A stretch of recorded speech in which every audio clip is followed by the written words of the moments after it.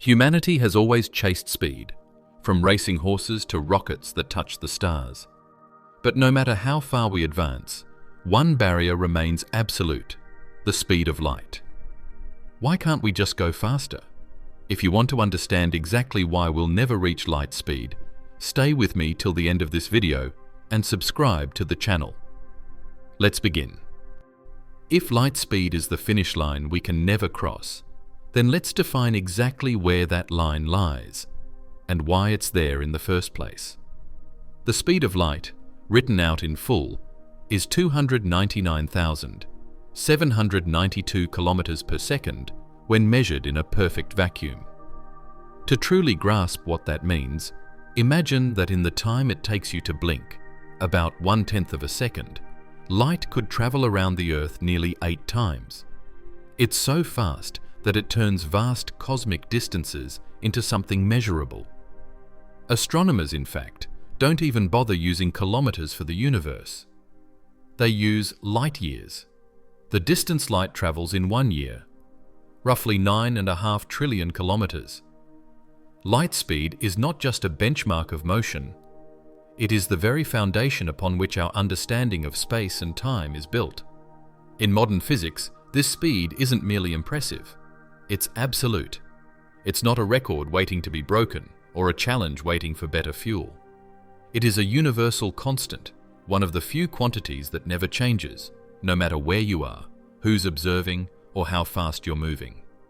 Whether a beam of light leaves a flashlight, a distant star, or a quasar at the edge of the observable universe, it always travels at exactly the same speed, 299,792 kilometers per second. It doesn't slow down through time or fatigue. It doesn't accelerate because of gravity. It is, in every measurable way, the ultimate pace of reality itself. This constancy is what makes light so special and so restricting. You see, in our everyday world, speeds add up. If you're walking down a train car that's already moving, your motion combines with the train's motion. You walk at 5 kilometers per hour. The train moves at 100, and to an observer standing on the platform, you appear to move at 105 kilometers per hour. That's classical physics. Simple addition. But light doesn't play by those rules. No matter how fast the source of light is moving, the light itself always leaves it at the same constant speed. If you shine a flashlight while sitting still, or do the same thing while traveling in a spaceship moving near light speed, the photons still move away from you at exactly the same pace. It's as if the universe bends over backward to preserve that one constant, forcing space and time themselves to adjust to keep it true. This is why light speed is treated as an unbreakable limit, because it is not just a number, it's the boundary that defines how space-time behaves. Everything that exists, from atoms to galaxies, lives inside the framework that this limit creates. To go faster wouldn't just mean outrunning light, it would mean outrunning causality, the chain of cause and effect that keeps the universe logical. If information, matter, or energy could travel faster than light, then effects could precede their causes. Messages could arrive before they were sent.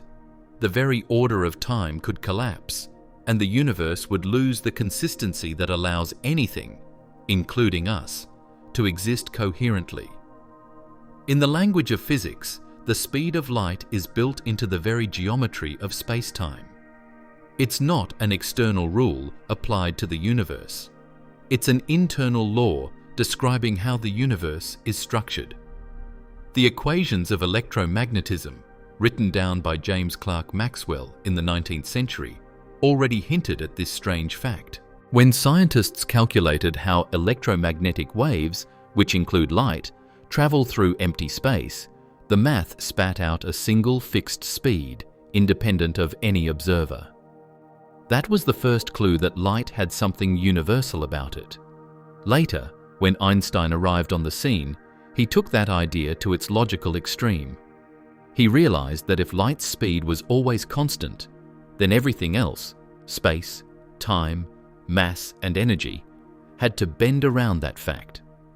And so, the number we now call c, the symbol for the speed of light, became the linchpin of modern physics. It shows up everywhere. In the equation E equals mc squared, which ties energy and mass together. In the curvature of space-time that defines gravity, and even in the upper limits of what information can be transmitted. Light speed, in a sense, is the heartbeat of reality, the fastest vibration, the quickest pulse that the universe allows. Every particle, every atom, every thought that occurs is bound by this cosmic rhythm. So when we talk about breaking light speed, what we're really saying is that we want to break the synchronization of the universe itself. We want to move faster than the fundamental connection between space and time allows. But no experiment, no particle accelerator, and no observation in the history of science has ever shown even the slightest violation of this rule. Every photon ever measured moves at exactly the same speed. Every massive particle ever accelerated falls just short. Nature doesn't even allow variation. That's why scientists call the speed of light a cosmic constant.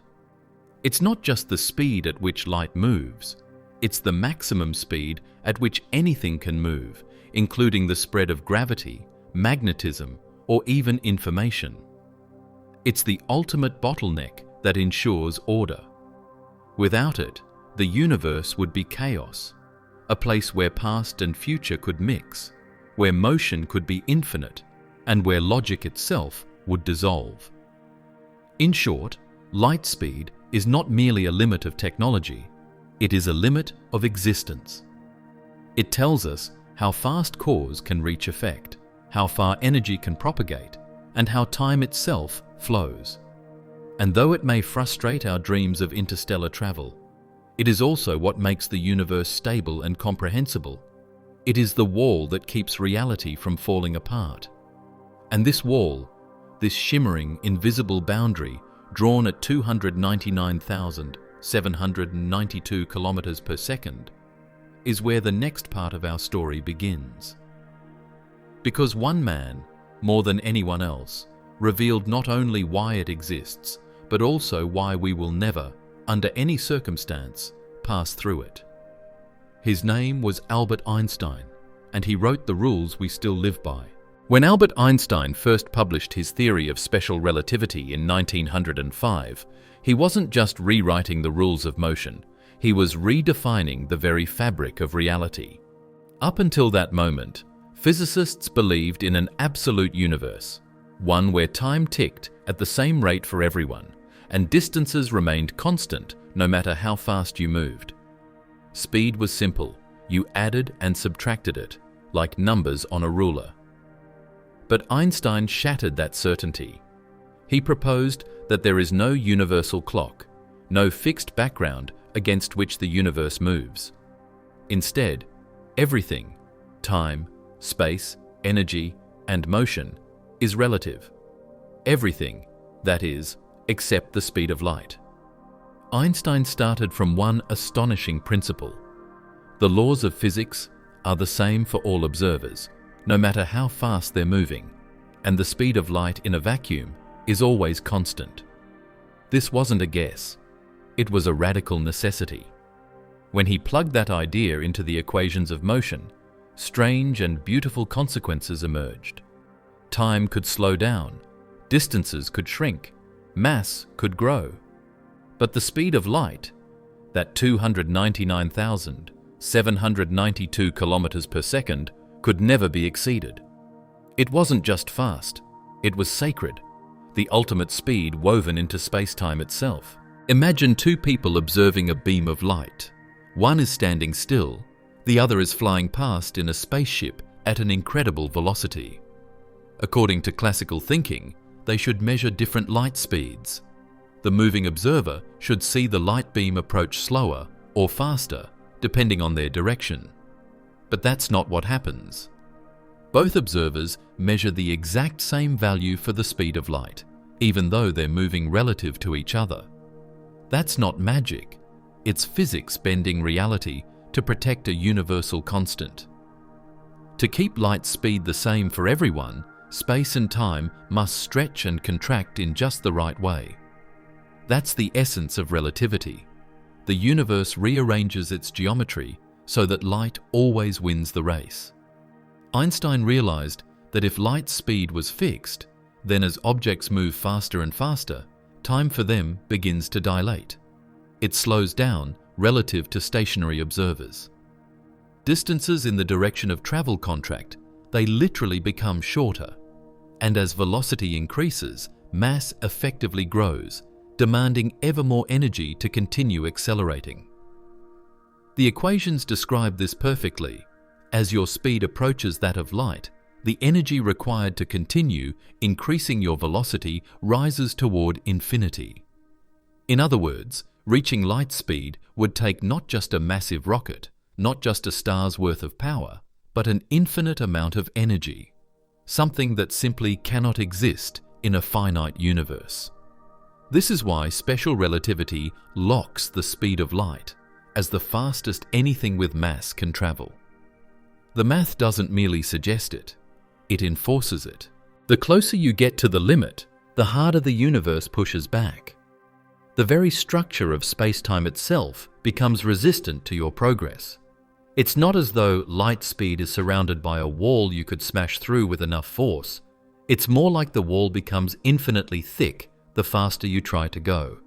You can approach it inch by inch, but you will never cross it. Even Einstein himself marveled at how naturally this emerged from his equations. He didn't invent the cosmic speed limit. He discovered it, hidden inside the geometry of space-time. And that's the critical point. The universe doesn't just discourage faster-than-light motion, it makes it mathematically impossible for anything with mass. Every particle, every planet, every atom carries inertia, a kind of resistance to change in motion. Relativity turns that inertia into a fortress. As speed increases, inertia climbs exponentially until, at the speed of light, it becomes infinite. It's like trying to push a mountain with your bare hands. The harder you push, the heavier it becomes. Special relativity doesn't just explain why light speed can't be broken. It explains why light itself can achieve it. Photons, the particles of light, have zero rest mass. That's the key. They don't need to be accelerated. They are born moving at light speed, woven into the very motion of electromagnetic energy. Everything with mass, however small, starts at rest and requires energy to move. But energy translates to mass, and mass creates inertia. The faster you go, the more the universe resists your push. Light is free because it has no weight to carry. We, bound by matter, are forever chasing a horizon we can never reach. Einstein's equations didn't just describe the universe, they redefined it. They taught us that space and time are not separate entities, but two sides of one connected reality, space-time. And within that reality, the speed of light acts like the ultimate boundary line. To cross it would mean moving outside the fabric itself, beyond the rules that make existence consistent. In that sense, light speed isn't just the limit of velocity, it's the limit of logic. Anything faster would tear causality apart, breaking the sequence of cause and effect. Einstein's work doesn't just stop us from going faster, it keeps the universe coherent.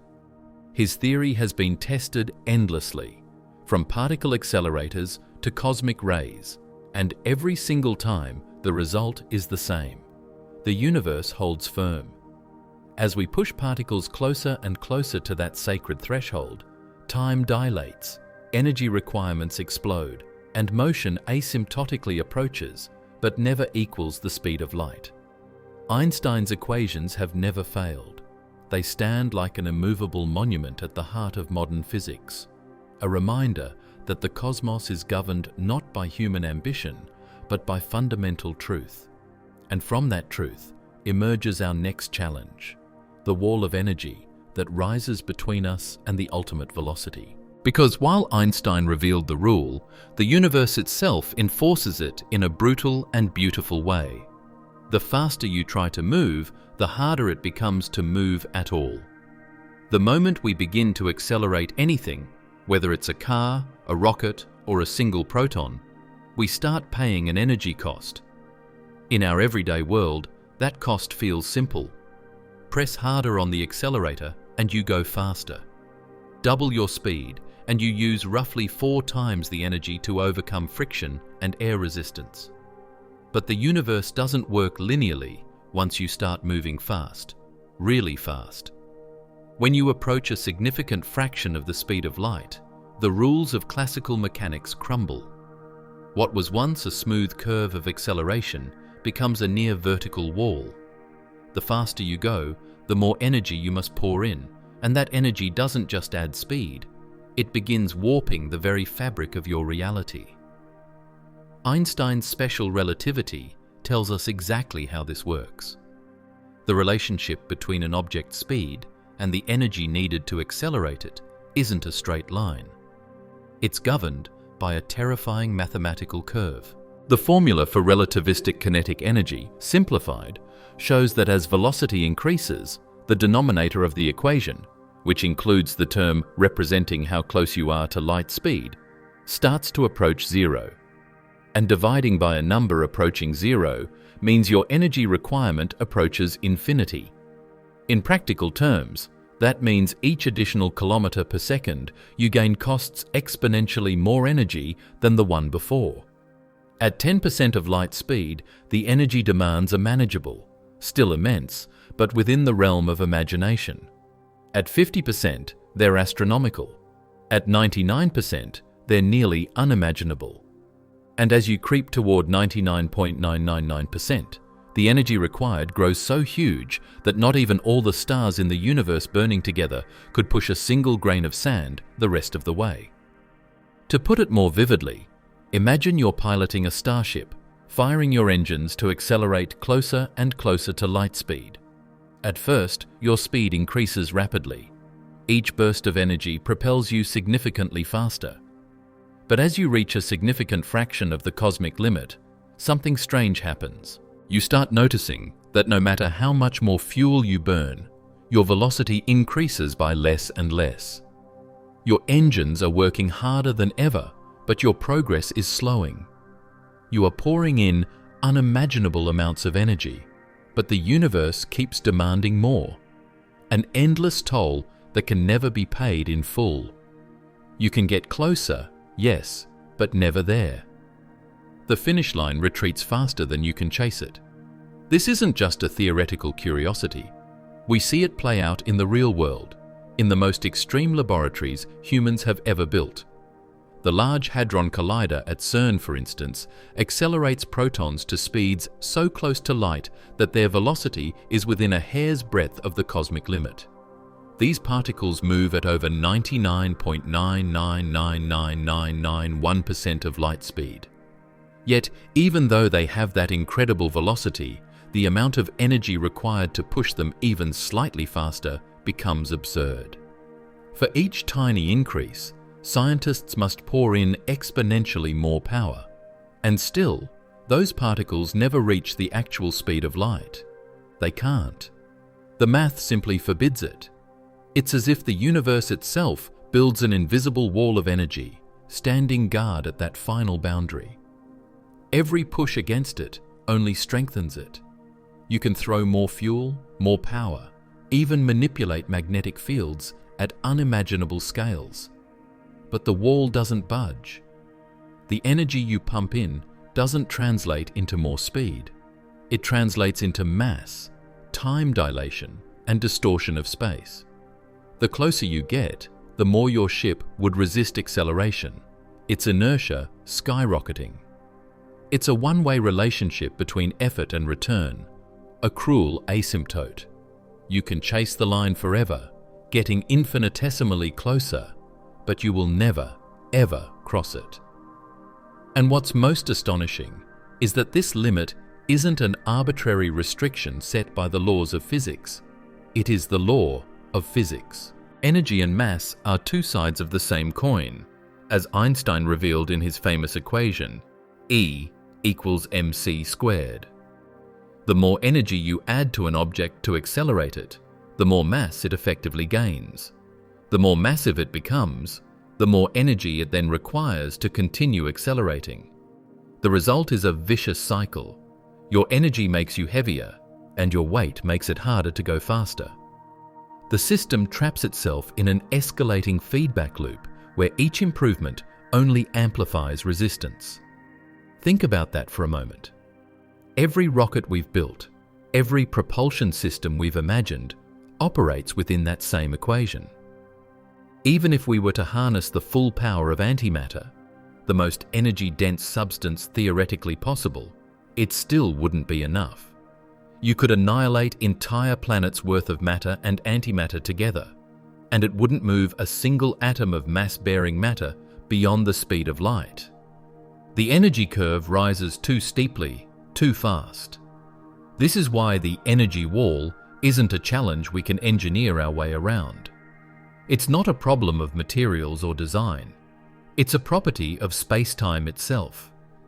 When we say, the closer you get to light speed, the more energy you need, what we really mean is that space-time resists your attempt to distort it. The universe is protecting its structure. It's as if the laws of reality conspire to say, you can approach perfection, but never achieve it. At a philosophical level, this wall is humbling. It tells us that no matter how advanced our technology becomes, there are boundaries that pure determination cannot break. We can approach the ultimate horizon, glimpse its beauty, feel its pull, but it will always remain just beyond reach. The universe has drawn a line, and that line is written in the language of infinity. And infinity isn't just big, it's unreachable. You can no more reach infinite energy than you can count to infinity itself. It is not simply a large number waiting for a stronger reactor to conquer. It is the end of numbers, the edge of meaning. Which brings us to the inevitable conclusion. If reaching light speed requires infinite energy, then it is, by definition, impossible. No engine, no technology, no civilization, not even one that harnesses the power of galaxies, could ever pay that price. Infinity. It's a word that gets thrown around easily, but in physics, it's not poetic exaggeration. It's a death sentence for possibility. When we say that reaching light speed requires infinite energy, we're not talking about an unimaginably large number that might someday be achieved by a sufficiently advanced civilization. We're talking about something fundamentally unreachable, a concept that lies completely outside the domain of physical reality. Infinity isn't just a lot, it's the absence of limits. And in the universe we live in, everything has a limit. Mass, energy, time, even space itself. That's why the phrase infinite energy isn't just impractical, it's meaningless. Let's slow down and spell this out clearly. In Einstein's equations, as an object with mass accelerates closer to the speed of light, its relativistic energy requirement approaches infinity. This means that for every additional bit of speed you want, you must add exponentially more energy, and the curve never stops climbing. At 90% of light speed, you might need 10 times the energy it took to reach 50%. At 99%, you need 1,000 times more. At 99.999%, you need 1 billion times more. And yet, even with all that, you're still not there. You're closer, yes, but not equal. The final jump from almost to exactly would require energy without end. It's not a gap that can be bridged. It's a mathematical abyss. Now imagine what infinite energy would actually mean. Let's say we could harness all the power output of our sun. That's around 386 septillion watts. a 3 followed by 26 zeros. That's every photon, every reaction, every ounce of nuclear fusion happening inside that star. Even that entire star, burning for billions of years, wouldn't get a spacecraft, or even a single proton, all the way to light speed. You could throw in the combined energy of every star in the Milky Way galaxy, roughly 100 billion suns, and you'd still fall infinitely short. Because infinity doesn't work like a distance you can travel. No matter how much you add, infinity remains infinitely far away. And this is the key point. There's a difference between a huge amount of energy and an impossible amount of energy. You can, in theory, imagine a power source that's 1,000 times greater than what we have now. A Dyson sphere around the sun, for example, collecting all of its light. But infinite energy is not a supercharged version of that idea.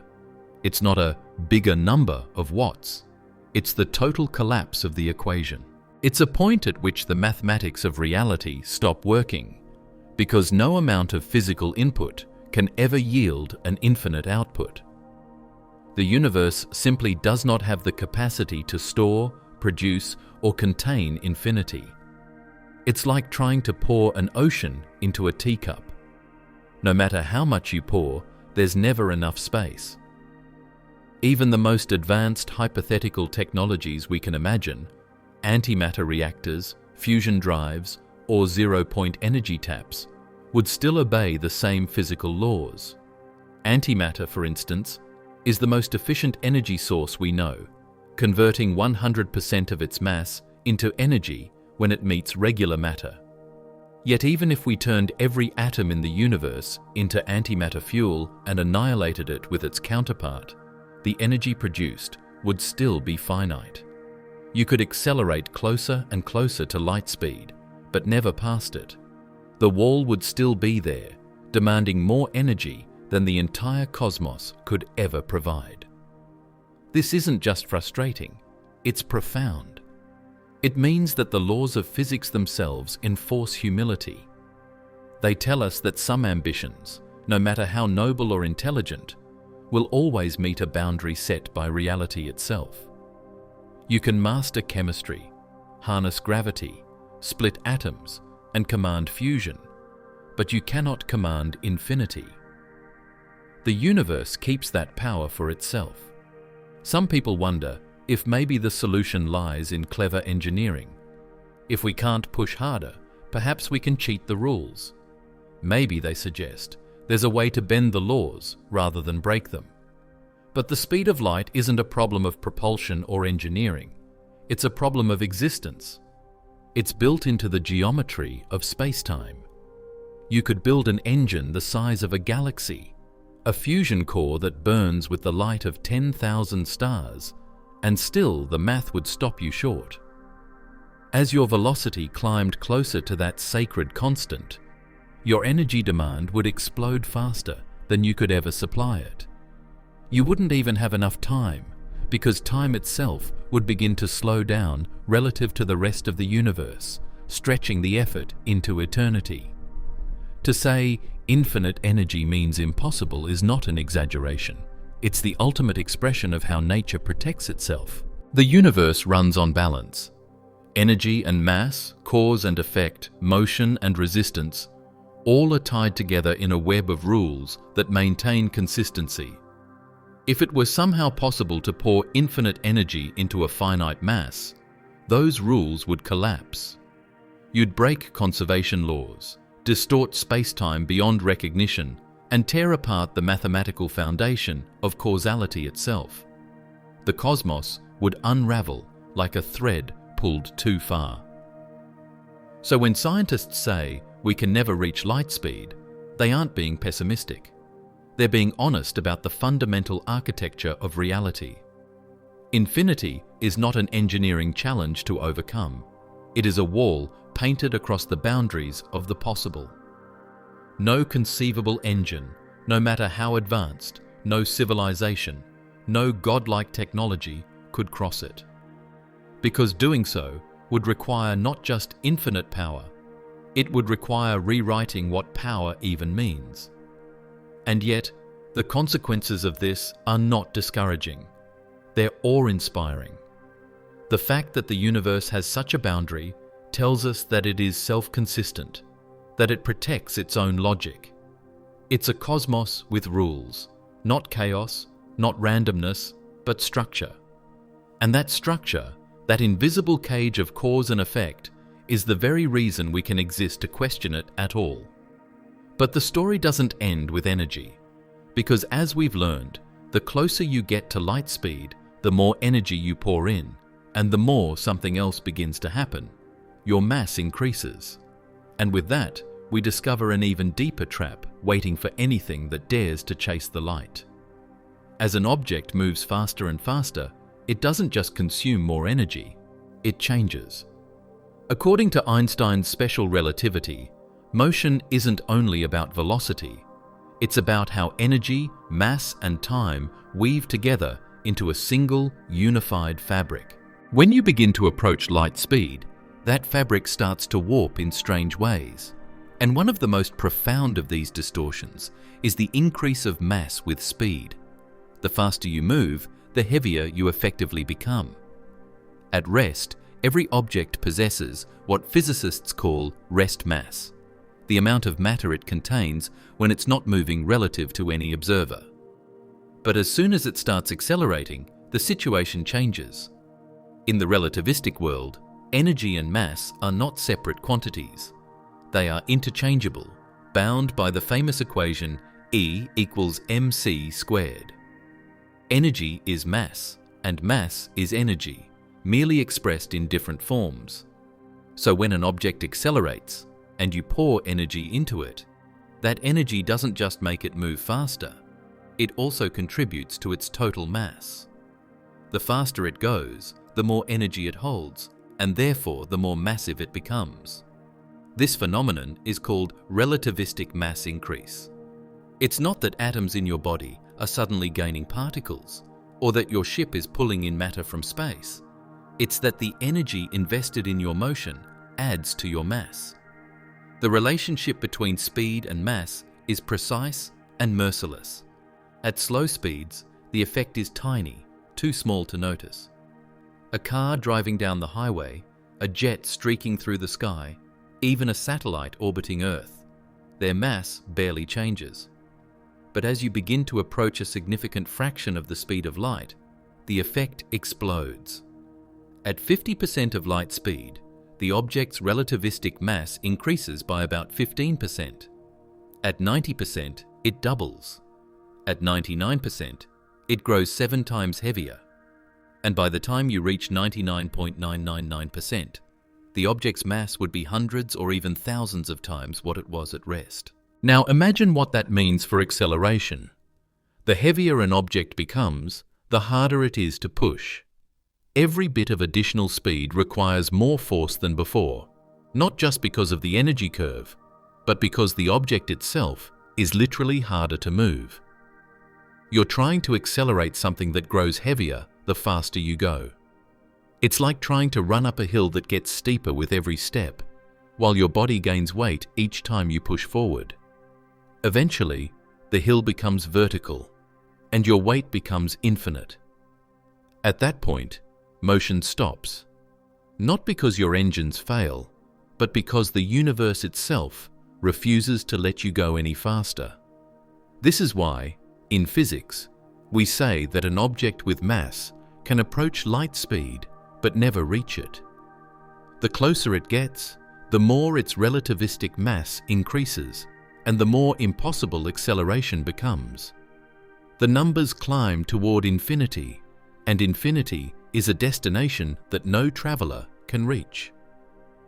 The speed of light, therefore, acts as a kind of asymptotic boundary, a finish line that recedes endlessly as you chase it. In the subatomic world, this has been proven countless times. When scientists accelerate particles like protons or electrons in colossal machines such as the Large Hadron Collider, they pump in staggering amounts of energy. Those particles race around at speeds just shy of light. But what's fascinating is that no matter how much energy is added, the particles never actually reach that ultimate velocity. Instead, their kinetic energy keeps increasing, their momentum rises, and their mass grows. But their speed remains just a whisper below light speed. At that point, the difference between 99.99999% and 100% is infinite energy and infinite mass. Think about what that implies. If your mass increases as you approach light speed, you are effectively dragging more and more of the universe's inertia with you. Your engines must fight not just against distance, but against the growing weight of your own motion. And since energy and mass are equivalent, the more energy you pour in, the more massive you become, and the harder it is to pour in more. You're caught in a self-reinforcing cycle, a cosmic trap where every attempt to accelerate only makes it harder to continue. This growing mass also affects how other forces interact with you. For example, gravity and inertia depend on mass, so as your relativistic mass climbs, so does your gravitational pull. You'd distort spacetime around you more intensely, warping the universe in your wake. In theory, if you somehow continued accelerating indefinitely, an impossible feat, your mass would grow to infinity, and you'd create a black hole, collapsing under your own energy. It's as though the universe punishes any attempt to reach light speed by turning your ambition into a gravitational prison. And the effects don't stop there. The increase in mass also interacts with the time dilation and length contraction that relativity predicts. The faster you move, the slower your time flows relative to someone standing still. Simultaneously, the distances in front of you contract. Space shrinks, time slows, and mass grows, three sides of the same coin. It's a complete transformation of how reality behaves, all driven by that relentless push toward the ultimate limit. This mass increase is more than just a mathematical curiosity. It's the universe's way of protecting its logic. The laws of physics are interwoven, and if one of them breaks, the rest unravel. If something with mass could reach or exceed light speed, its energy would be infinite, its mass infinite, and its influence on spacetime catastrophic. Time and causality would collapse. The order of events, cause and effect, could reverse. Information could travel backward, and the very foundation of physics would crumble. The relativistic mass increase, then, is not just an obstacle. It's a safeguard, a built-in mechanism that prevents the universe from tearing itself apart. So when we talk about becoming heavier at high speed, we're really describing a universal self-defense system. It's not that the cosmos is cruel, it's consistent. The increase in mass ensures that no amount of energy, no clever engineering, no infinite ambition can break the symmetry of space-time. It's a cosmic insurance policy, locking all matter within the realm of the possible. And this relentless relationship between speed, mass, and energy creates what can only be described as a self-reinforcing trap, one where every gain in motion demands exponentially more effort, and every effort only makes motion harder. It's the universe's most elegant paradox, and it leads us directly into the next, even deeper realization: the feedback loop that forever binds energy, mass, and velocity together in a cycle that can never be broken. It begins innocently enough: a push, a spark, a thrust into the unknown. You ignite your engines, feed energy into your ship, and feel the gentle pull of acceleration. At first, progress comes easily. A little energy gives you a little more speed. But the higher you climb, the more the rules begin to twist.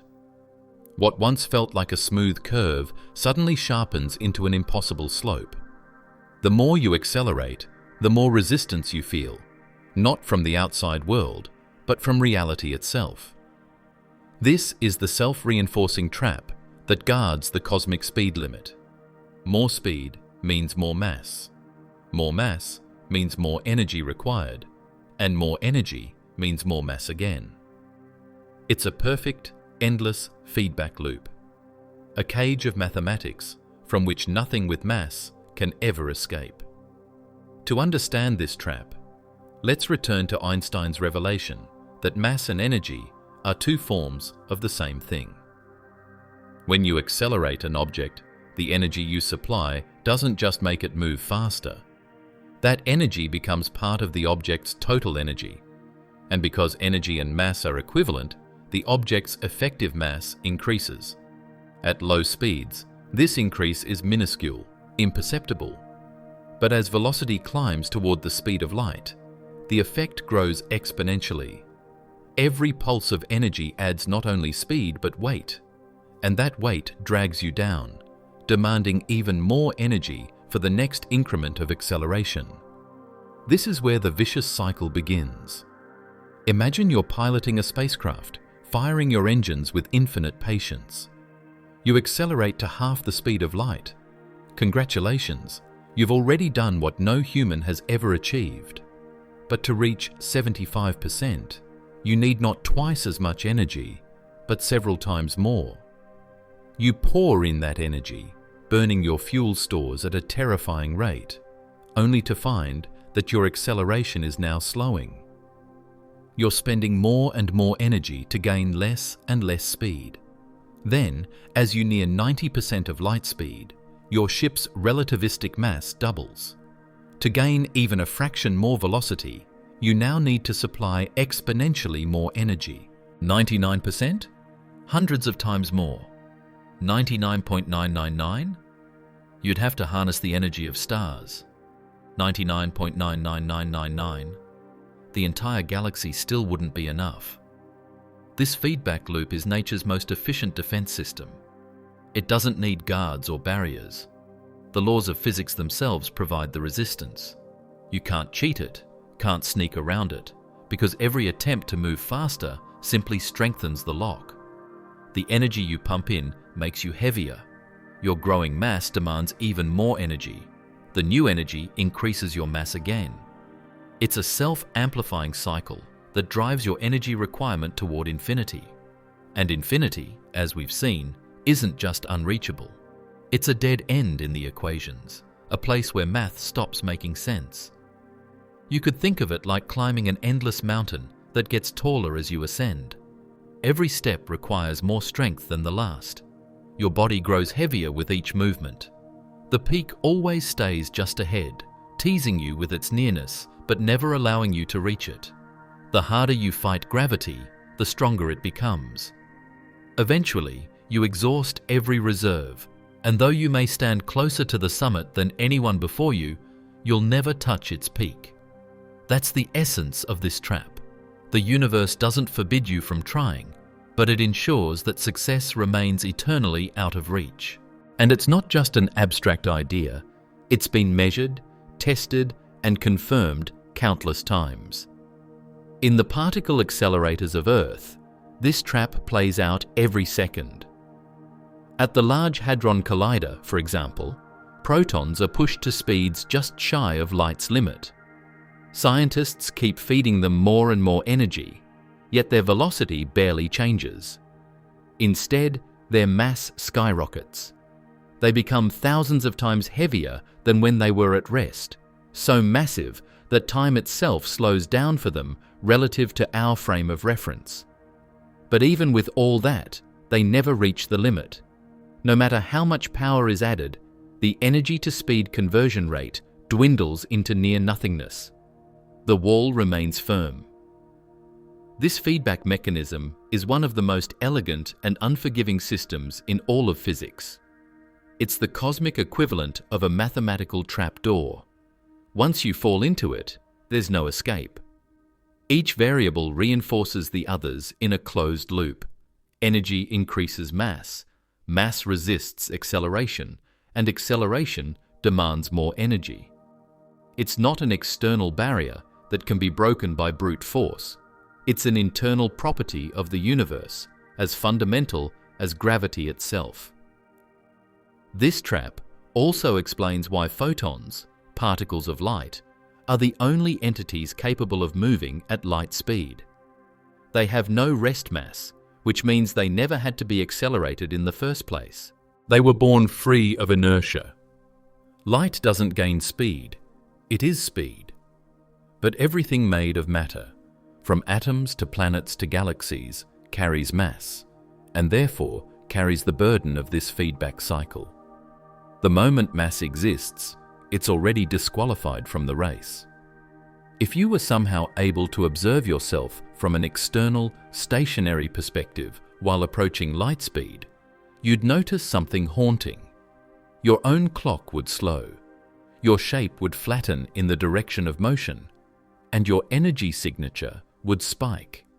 You'd be changing not only in speed, but in essence. And just as you were about to cross the final threshold, when the light barrier is within your reach, you'd find that all your effort has been for nothing. The wall doesn't crack, the rules don't bend. Reality itself stops you cold. This is the cosmic brick wall that stands between us and light speed. It's not built of matter or even energy, it's built of logic. The feedback loop of mass, energy, and velocity is not a mechanical limitation to overcome. It's a fundamental principle of existence. The faster you go, the more the universe pushes back, as if it's protecting its own coherence. In this way, the speed of light isn't just a limit, it's a guardian. It preserves causality, order, and the flow of time. Without it, physics would unravel into paradox. And yet, this wall is not cruel. It's a reminder that the universe is perfectly balanced, that for every desire to move faster, there is an equal and opposite force maintaining equilibrium. We are allowed to approach the divine speed, to touch its shadow, but never to overtake it. Light remains forever ahead of us, leading the way through the cosmos, untouchable, eternal, and absolute. But not everything is doomed to crawl beneath this barrier. There exists one class of entities that can move at this ultimate speed, not because they've broken the rules, but because they were born outside of them. These are the photons, the purest travelers of the universe, the only ones truly free from the shackles of mass and the prison of energy. Photons stand apart from everything else in the universe. They are the strange, weightless messengers of the cosmos, particles of light that glide effortlessly at the absolute speed limit of existence. While every other object, from atoms to spacecraft, struggles endlessly against the laws of inertia and energy, photons are born free of those chains. They don't accelerate to the speed of light. They exist at it. They are the only travelers capable of moving through space-time at that ultimate pace, not because they've somehow outsmarted physics, but because they are built differently from everything that possesses mass. To understand why photons can do what no ship, planet, or particle of matter can, we have to look at what makes them so unique. A photon has no rest mass. That is, when it isn't moving, a purely theoretical state, because photons can never be at rest. It has zero mass. This is what allows it to move at light speed without demanding infinite energy. For anything that has even the tiniest amount of mass, an electron, a proton, or a grain of dust, acceleration comes at an energy cost. The more you push, the heavier it effectively becomes, until the required energy skyrockets toward infinity as it approaches light speed. But photons never enter that race. Since they start with no rest mass, the equations of relativity don't trap them in the same feedback loop that binds all other matter. In other words, light is the one thing in the universe that doesn't have to fight to move at light speed. It doesn't burn fuel or consume energy to reach that velocity. It is born at that velocity, the instant it's created. Whether emitted from a burning star, a flickering light bulb, or the faint afterglow of the Big Bang itself, a photon springs into existence already traveling at 299,792 kilometers per second. No acceleration, no delay, no struggle. It's like the universe's purest expression of motion. This property makes photons profoundly strange. In a sense, they don't experience time the way we do. From their perspective, if a photon could have one, the moment of their emission and the moment of their absorption happen simultaneously. A photon leaving a star 1,000,000 light-years away and striking your eye right now has, in its own frame of reference, taken no time at all to get here. For you, 1,000,000 years have passed. For the photon, the journey was instantaneous. It exists at the boundary between space and time, where motion erases the flow of duration. And yet, despite their lack of rest mass, photons do carry energy and momentum. That's one of the great wonders of physics. Even without mass, light can exert pressure, the so-called radiation pressure that pushes comet tails away from the sun and could, in theory, propel solar sails across interstellar distances. This is because energy itself has weight in a way. The energy of a photon, determined by its frequency, is enough to impart momentum when it interacts with matter. So even though photons weigh nothing, they can still push on things. A subtle but powerful reminder that in the universe, nothing is truly passive. What's even more fascinating is that photons are both waves and particles, an embodiment of duality.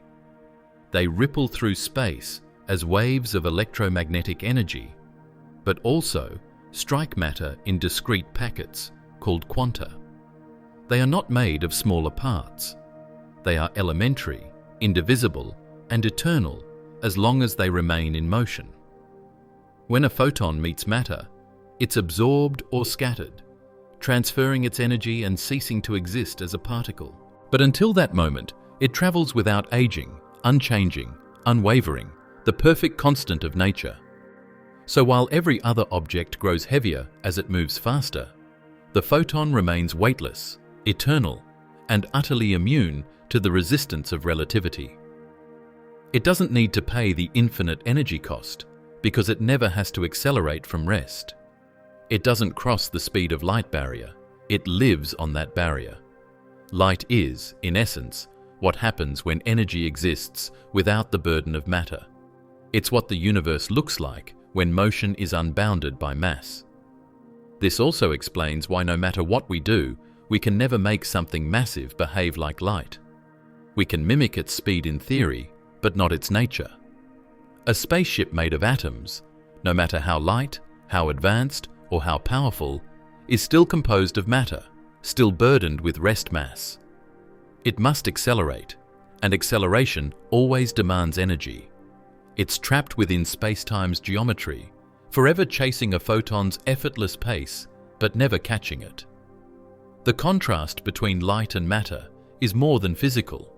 It's almost philosophical. Light represents pure energy, motion without inertia, freedom without resistance. Matter represents permanence, structure, and the cost of existence. In a way, light is what happens when the universe expresses itself in its purest, most liberated form, not weighed down by atoms or gravity, not bound by time's slow crawl. And that's what makes photons such perfect symbols of the cosmos.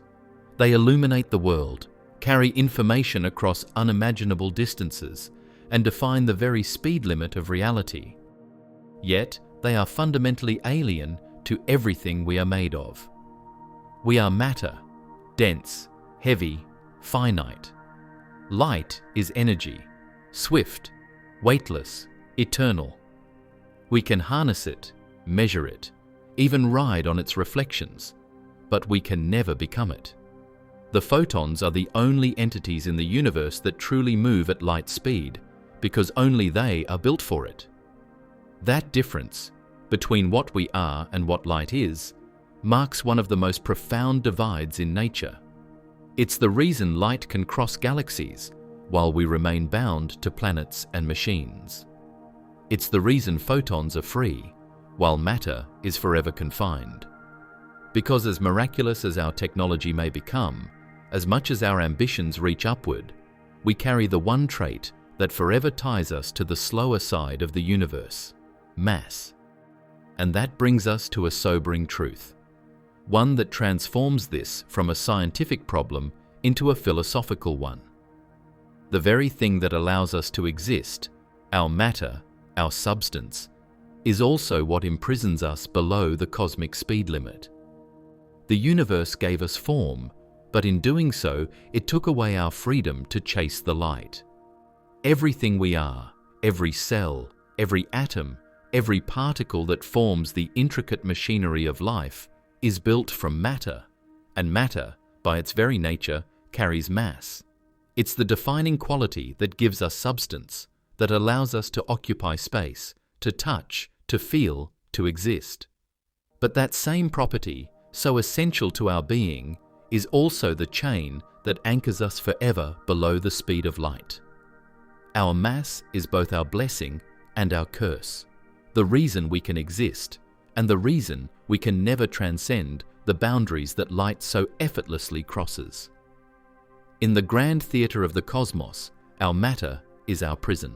The atoms that make up our bodies, hydrogen, oxygen, carbon, nitrogen, are built from protons, neutrons, and electrons. These particles are infinitesimally small, yet each carries mass. It doesn't matter that their mass is minuscule. What matters is that it's not zero. And that one fact, that single, seemingly trivial property, dooms us to sublight existence. Because as long as mass exists, inertia exists. And inertia is the universe's way of saying, you cannot move freely. It's resistance, embedded deep in the structure of matter itself, that makes acceleration costly and light speed impossible. Every motion you make, every step you take, every spacecraft that ever launches into the vast emptiness of space must fight against that resistance. Even in the void, where there's no air or drag, mass remains an ever-present weight.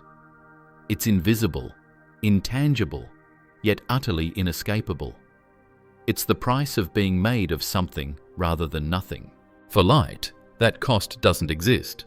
Photons carry energy, but no rest mass, so they glide unopposed through spacetime's corridors.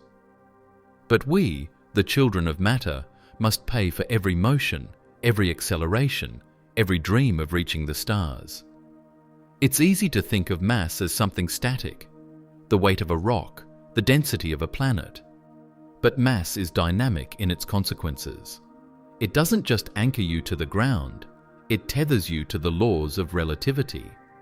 The more massive an object is, the more energy it requires to accelerate. For humans, for spacecraft, for entire civilizations, this creates an unbreakable boundary. No amount of clever engineering can eliminate mass.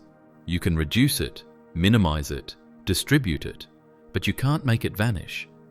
Even if you stripped a spacecraft down to the smallest possible shell, even if you replaced every atom with the lightest material conceivable, you'd still have something, some trace of mass that keeps it from ever matching the speed of light. And it's not just about technology. The very fabric of existence is biased toward light. Photons, being massless, ride the curvature of spacetime as if it were a natural flow. We, bound by mass, are dragged through that same spacetime like swimmers fighting a current that can never be conquered. The heavier we are, the stronger the current's grip. Our mass doesn't just slow us down, it defines our relationship with time and space. It dictates how we experience the universe, and it dictates that we will never experience it the way light does. Consider what would happen if we somehow tried to remove our mass, to strip away what makes us matter. In doing so, we'd cease to be ourselves. Our particles would lose their form. Our structure would dissolve. The very laws that hold our atoms together depend on mass. The forces that bind protons and electrons into atoms rely on it. The energy that fuels our biology, our movement, even our thoughts, emerges from interactions that require mass. If we were to shed it, we'd no longer exist as physical beings. We'd become something entirely different, something unrecognizable. In other words, the only way to move like light would be to stop being what we are. This is the bittersweet truth of existence. The same quality that makes us real also confines us. Without mass, we'd be pure energy. But without mass, we'd also lack structure, identity, and the ability to interact in meaningful ways. Light travels freely, but it cannot rest, cannot form, cannot think. It races eternally through the void, but it cannot pause to observe it. We, on the other hand, can stop, reflect, understand, and dream, but we will never catch up to the light we see. The very spark of consciousness that lets us imagine faster than light travel is built from atoms that forbid it. In a poetic sense, the speed of light is not just a physical limit, it's a mirror held up to our nature. It tells us that existence is a trade-off, freedom of motion for the privilege of form. To be made of matter is to accept boundaries, to live within time, to experience causality one moment at a time. We cannot leap across the universe in an instant because we are the universe, condensed into matter that obeys its own rules. And so, while photons dart across galaxies in the blink of an eye, carrying the light of ancient stars to our telescopes, we remain grounded by our mass, crawling forward on an infinite journey of discovery. Every spacecraft we launch, every scientific breakthrough we make, is a triumph against that cosmic restraint, but never a violation of it. We can only approach the speed of light, never touch it. Our mass is the invisible wall that keeps us from the freedom of light, but it's also what allows us to see it, to measure it, to marvel at it. The light that streams from distant stars doesn't belong to us, but it tells us who we are. We are the ones who can wonder about it, who can comprehend its perfection even as we remain trapped beneath it. So yes, our matter is our prison, but it's also our window. Through it, we see light not as a goal to reach, but as a guide, a reminder of the universe's balance. It shows us what perfection looks like, even if we can never embody it. The photons may be free, but we are aware. And in that awareness lies a different kind of transcendence. Yet even if we accept that we can never be light, there's still the tantalizing question: how close can we get to it? If mass holds us back, can we at least chase the boundary? Can we approach the edge of light's domain? The answer lies in the extremes of science, where human ingenuity has already brushed against the impossible. When we talk about approaching light speed, we're not speaking in metaphors or distant hypotheticals. Humanity has already brushed the edges of that cosmic boundary. Deep beneath the Franco-Swiss border, in a circular tunnel stretching 27 kilometers long, sits the most powerful scientific instrument ever built, the Large Hadron Collider, or LHC. Inside this machine, human beings have done something almost miraculous. We've accelerated subatomic particles, like protons, to 99.999999% of the speed of light. That number alone sounds like perfection, like the finishing line must be just a breath away. But the truth is far more humbling. Even at that fraction, a speed so extreme that those protons circle the collider more than 11,000 times every second, they still fall infinitesimally short of the universe's ultimate limit.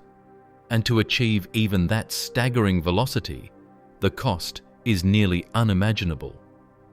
Each proton traveling at that speed carries an energy equivalent to a flying mosquito.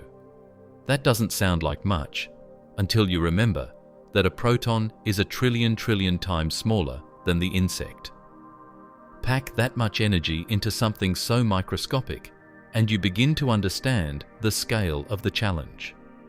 The LHC uses gigantic superconducting magnets, cooled to temperatures colder than outer space, just to guide those tiny particles along their path. The amount of electrical energy needed to maintain their acceleration could power an entire city. And all of that effort, billions of dollars in technology, decades of research, millions of man-hours, is still not enough to make those protons reach the speed of light itself. They come close, breathtakingly close, but never touch the line. Why? Because no matter how much energy scientists pour into them, nature enforces its rule. Each time they try to push a little harder, the energy they add doesn't go into making the particles move faster. It goes into increasing their mass. Those protons become heavier, not in the sense of weight, but in terms of energy equivalence. As they near the speed of light, their relativistic mass skyrockets. To add even a single decimal point of velocity, to go from 99.999999 to 99.9999999%, would require not just more power, but orders of magnitude more. The energy curve rises so steeply that even the entire output of our Sun, sustained for years, couldn't push a single proton that last microscopic fraction closer to light speed. This is the heart of Einstein's warning, the energy wall we spoke of earlier, manifesting itself in brutal mathematical reality. Every time humanity tries to break it, the universe responds with the same answer. You can approach, but never arrive. It's not a limitation of our machines. It's not an engineering failure. It's the cosmos itself saying no. To understand how extreme this is, imagine what happens to those near light speed protons in the collider. To us, observing from the outside, they take a fraction of a second to complete a lap. But from the perspective of the proton, if it could experience time, the entire journey would feel almost instantaneous. Its internal clock would have slowed down dramatically, its perception of time nearly frozen due to relativistic time dilation. Its mass, meanwhile, would appear enormous, hundreds of times what it was at rest. These are not theoretical guesses. They're measured, observable realities. We've confirmed them again and again. And yet, after all of that, after humanity's most powerful technologies and deepest understanding of physics, those protons still never hit 100%. They are forever trapped in the approach. Even light speed, minus 1/1000th of a percent, is still infinitely far from the finish line when you factor in the exponential climb in energy.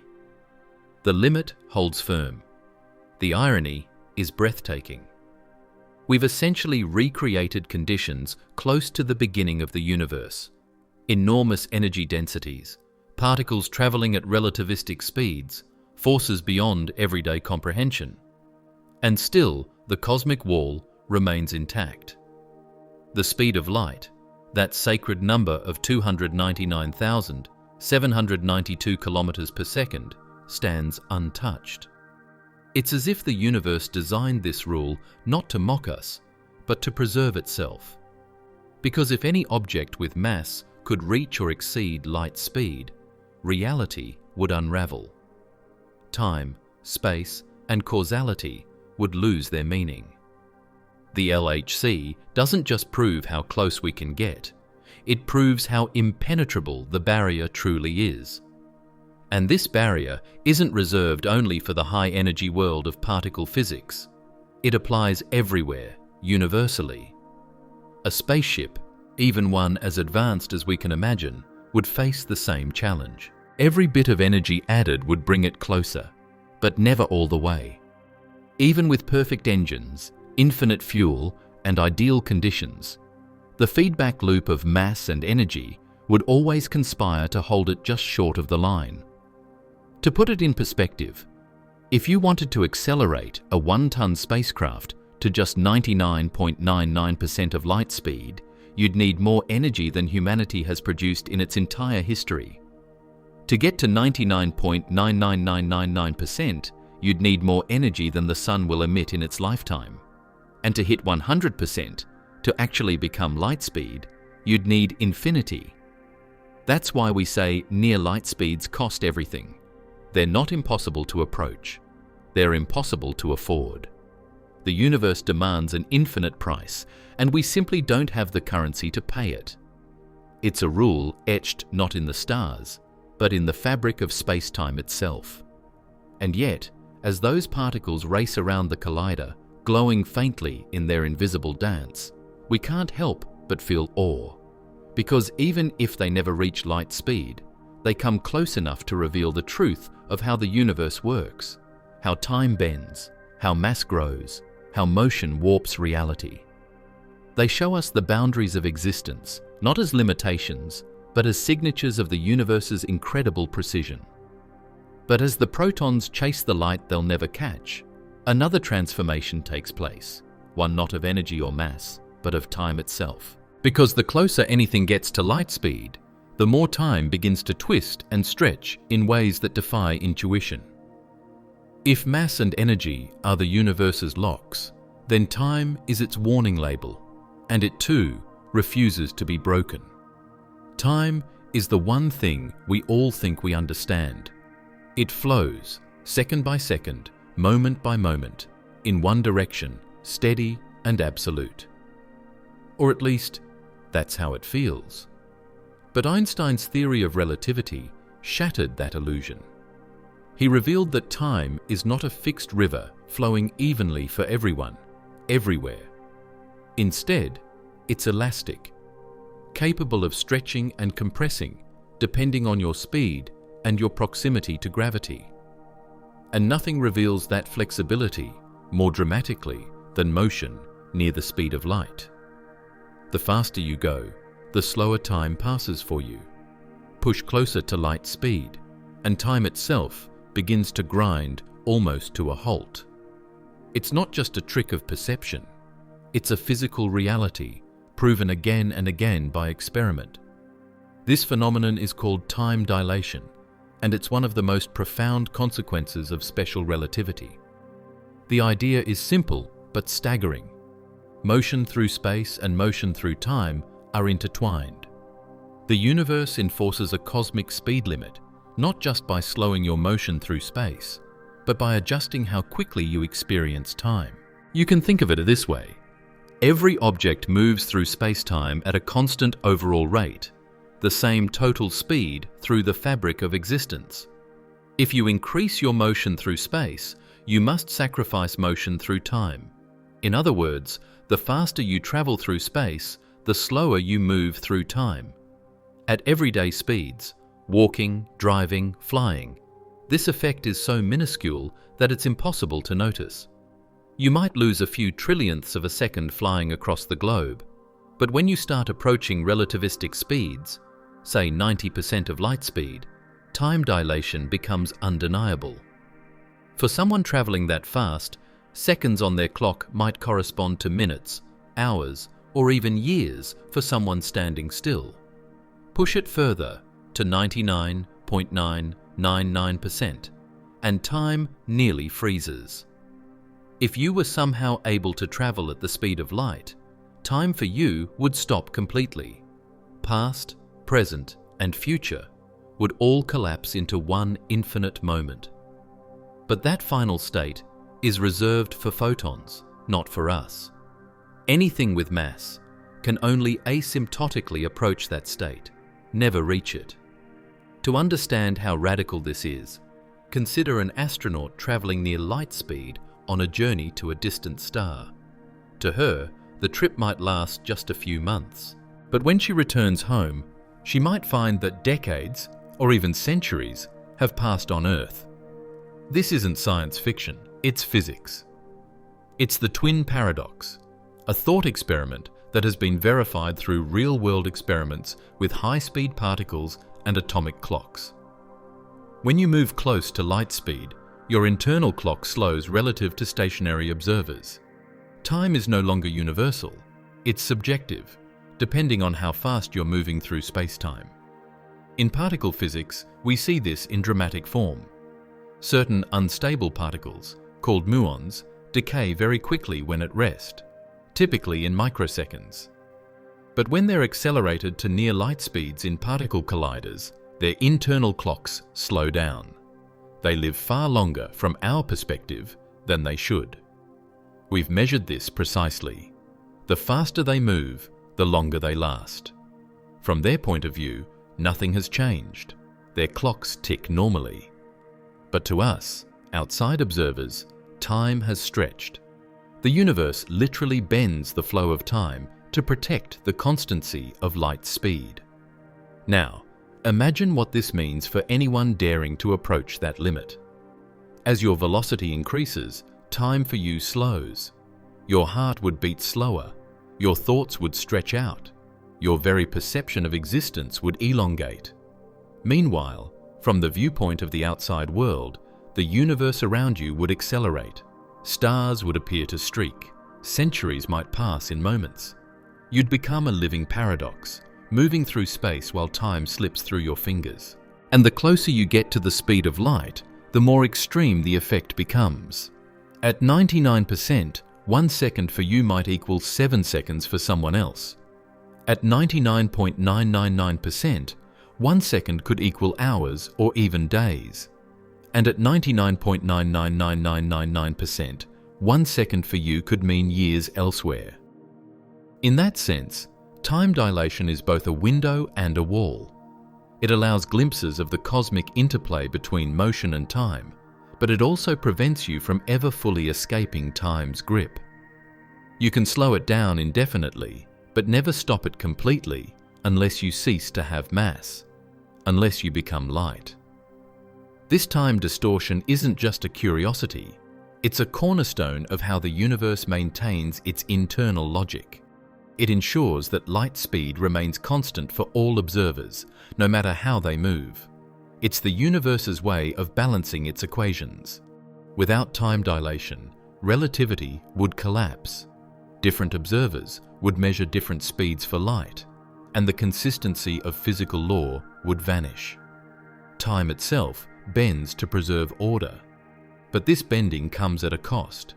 It means that if you were somehow able to approach light speed, you'd effectively be cut off from the rest of the universe's timeline. You could travel vast distances in what feels like moments, but by the time you arrived, eons could have passed for everyone else. You would be out of sync with the cosmos, a traveler dislocated in time. In that sense, the closer you come to light speed, the more you lose your connection to the universe as you know it. Motion through space becomes motion away from the present. And this isn't just an abstract idea. It's a glimpse into the profound connection between existence, motion, and perception. Time, the most familiar part of our experience, is not fixed. It's conditional. The faster you move, the less of it you have. And at the ultimate limit, it ceases entirely. Because for light, there is no before or after, only now. So when we say time slows down as you approach light speed, we're really saying that the universe is protecting its coherence. It's bending reality to preserve the sacred speed of light, the speed at which causality flows. And that's the key, because time dilation is not just a physical effect, it's a safeguard. It's the cosmos ensuring that nothing outruns cause and effect, that nothing crosses into paradox. The faster you go, the more time slows, until time itself becomes the final barrier between matter and light. The wall of energy may stop your motion, but the wall of time stops your existence. Light alone can move beyond it, because light does not experience time at all.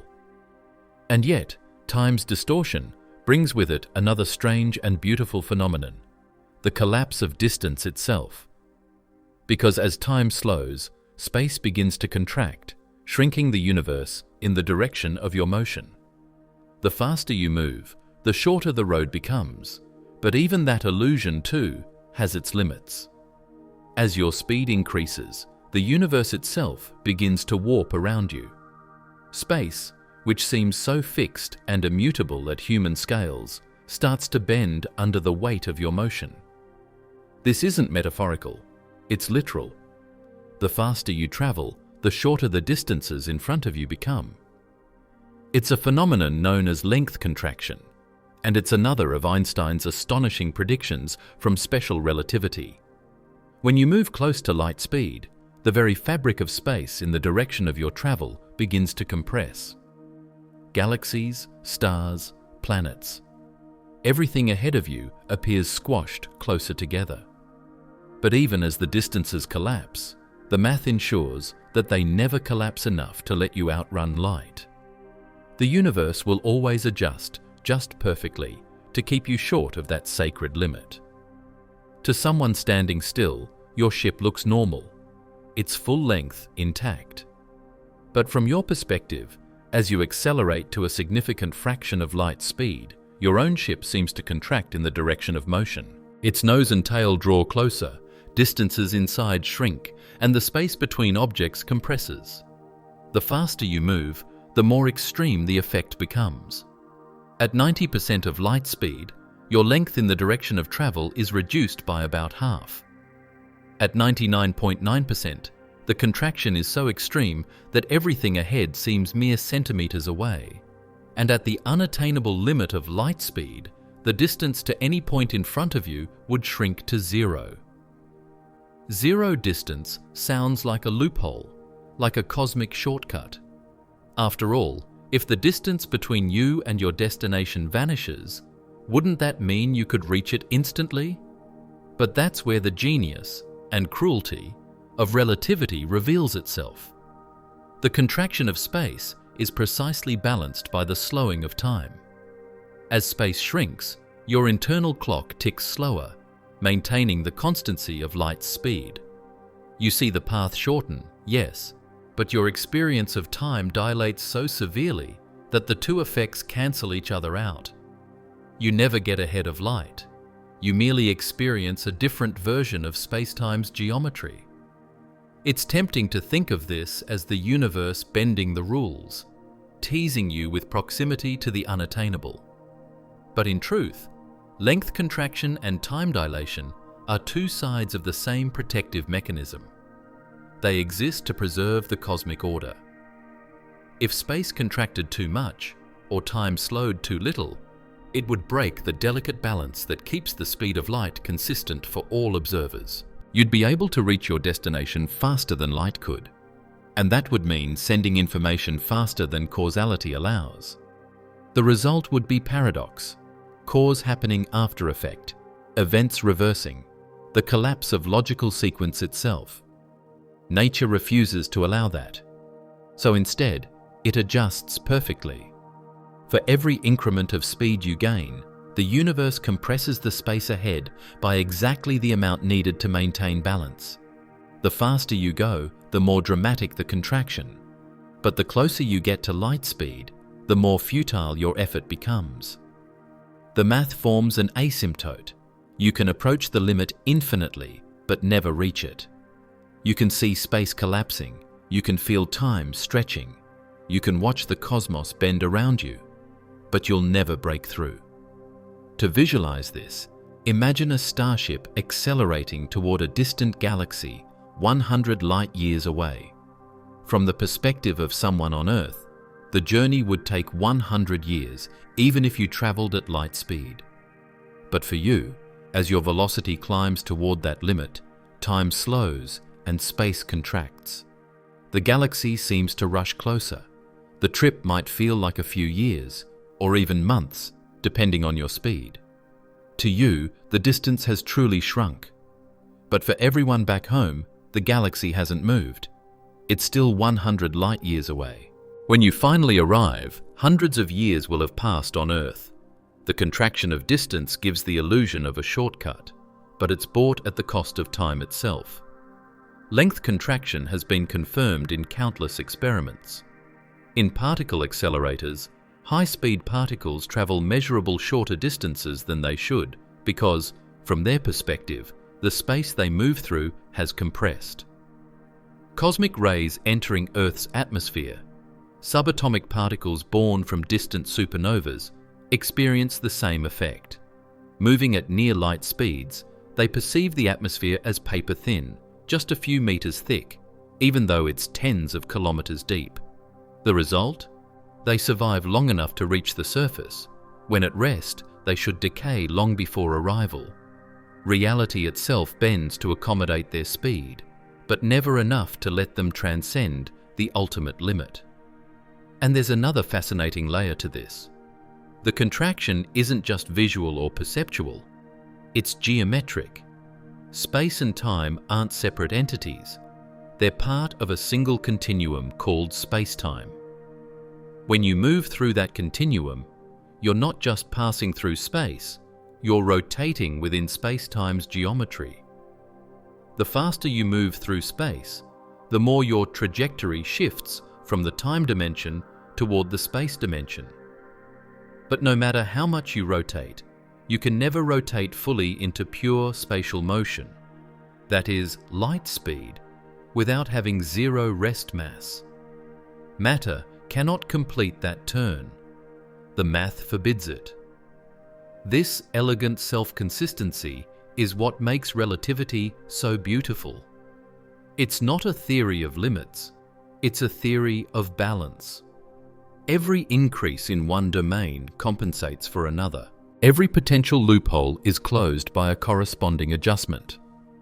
The contraction of space is always matched by the dilation of time, ensuring that the laws of physics remain uniform for all observers, everywhere in the universe. So even as you accelerate faster, even as the distances in front of you collapse and the stars appear to draw near, you're not beating light. You're merely changing your relationship with space-time. You're folding the map, not shortening the journey. Light remains the reference, the one thing that defines the geometry you're warping yourself within. You can distort the universe's perception of distance all you want, but the math will always stop you just short of equality with the photon. The ultimate irony is that the universe doesn't tease us with this collapse of distance. It teaches us something profound through it.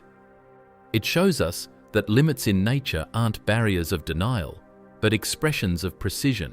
The rules of physics are exact, intertwined, self-correcting. They allow the universe to exist in harmony without contradiction. Distance can shrink, time can slow, mass can grow. But together, they form a flawless system that preserves the truth of light supremacy. And this realization leads to perhaps the most humbling truth of all, that the struggle to reach light speed isn't a technological problem waiting for innovation. It's a fundamental property of reality. No amount of ingenuity or future advancement can rewrite the mathematics of space-time. This isn't a failure of imagination. It's the universe saying, with quiet finality, "You exist within my structure, and that's where you belong." Humanity has always treated obstacles as invitations, challenges to be conquered with ingenuity, courage, and relentless progress. We see a problem, and we build our way through it. We have conquered gravity with flight, darkness with electricity, and distance with digital communication. So when we confront the barrier of light speed, our instincts tell us the same thing they always have. We'll figure it out. We'll invent faster engines, smarter fuels, better ships. One day, we'll break the barrier. But the truth, the humbling, inescapable truth, is that this time, there's no barrier to break. This isn't an engineering problem. It's a law of reality. The speed of light isn't just another technical limit, like the sound barrier once was for aircraft. The sound barrier existed because of the way air molecules behave. It could be overcome with stronger engines and better aerodynamics. But the light speed barrier isn't a problem of resistance or efficiency. It's not about propulsion, thrust, or drag. It's about the structure of space-time itself. It's the way the universe is built, a rule written into the equations that define reality. You can't engineer your way past it any more than you can build a ladder tall enough to climb out of time. Even a perfect engine, one that wastes no energy, produces infinite thrust, and operates with flawless precision, would still hit the same wall. Why? Because the problem isn't mechanical, it's geometric. As an object moves faster, the fabric of space-time stretches and reshapes around it. Time slows down, length contracts, and mass increases. These changes aren't byproducts of flawed technology. They're fundamental responses of the universe trying to preserve its own coherence. The equations of relativity don't allow for exceptions, no matter how clever the design or how advanced the civilization. Think of it this way. Engineering can solve challenges within the rules of physics, but it cannot change the rules themselves. A better engine might get you closer to light speed, 90%, 99%, 99.999%. But each decimal place costs exponentially more energy. It's not just that we don't yet have enough power, it's that there is no such thing as enough power. The curve of energy required doesn't level off, it explodes toward infinity. You could harness the output of every star in every galaxy, and still, you would only asymptotically approach the line. The math always stops you just short. That's the critical distinction between technological limits and physical limits. A technological limit says, not yet. A physical limit says, never. And the speed of light is a never. We've already proven this countless times in practice. Particle accelerators are the ultimate test beds for human ingenuity. They are engineering masterpieces, designed to push the laws of physics to their breaking point. Inside them, we fling particles to velocities so extreme that time dilation and relativistic mass increase are not theoretical, they're measurable. We've confirmed Einstein's predictions down to absurd precision. And every time we've tried to push harder, nature has responded with the same quiet, immutable logic. The closer you get, the harder it becomes. No amount of design innovation has ever changed that outcome.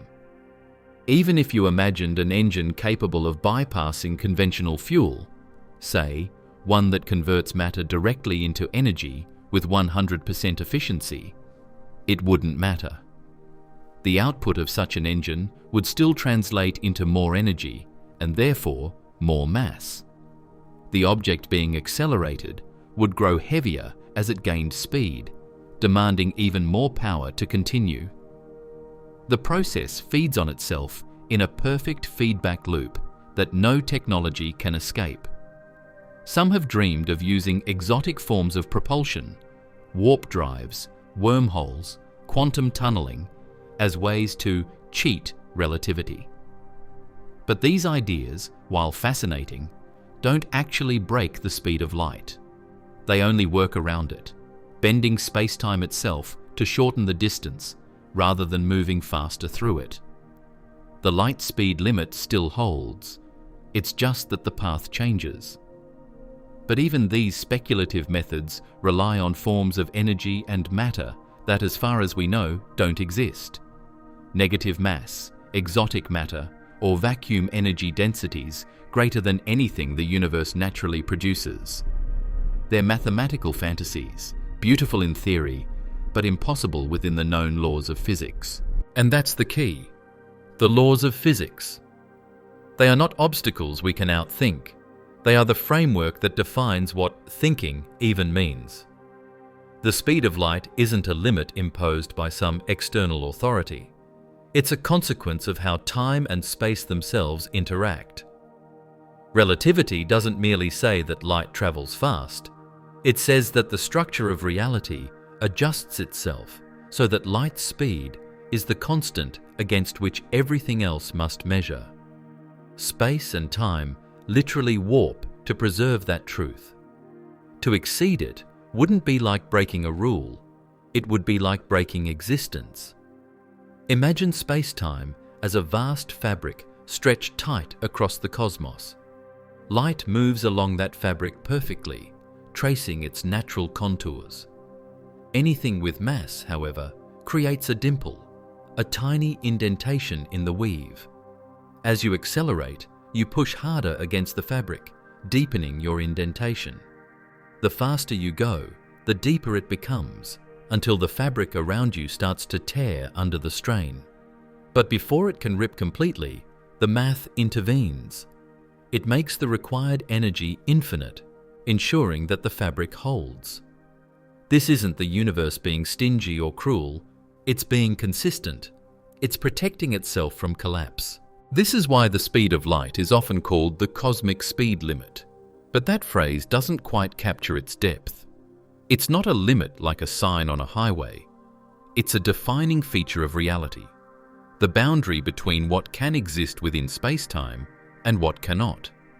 Even light itself doesn't surpass that speed. It is that speed.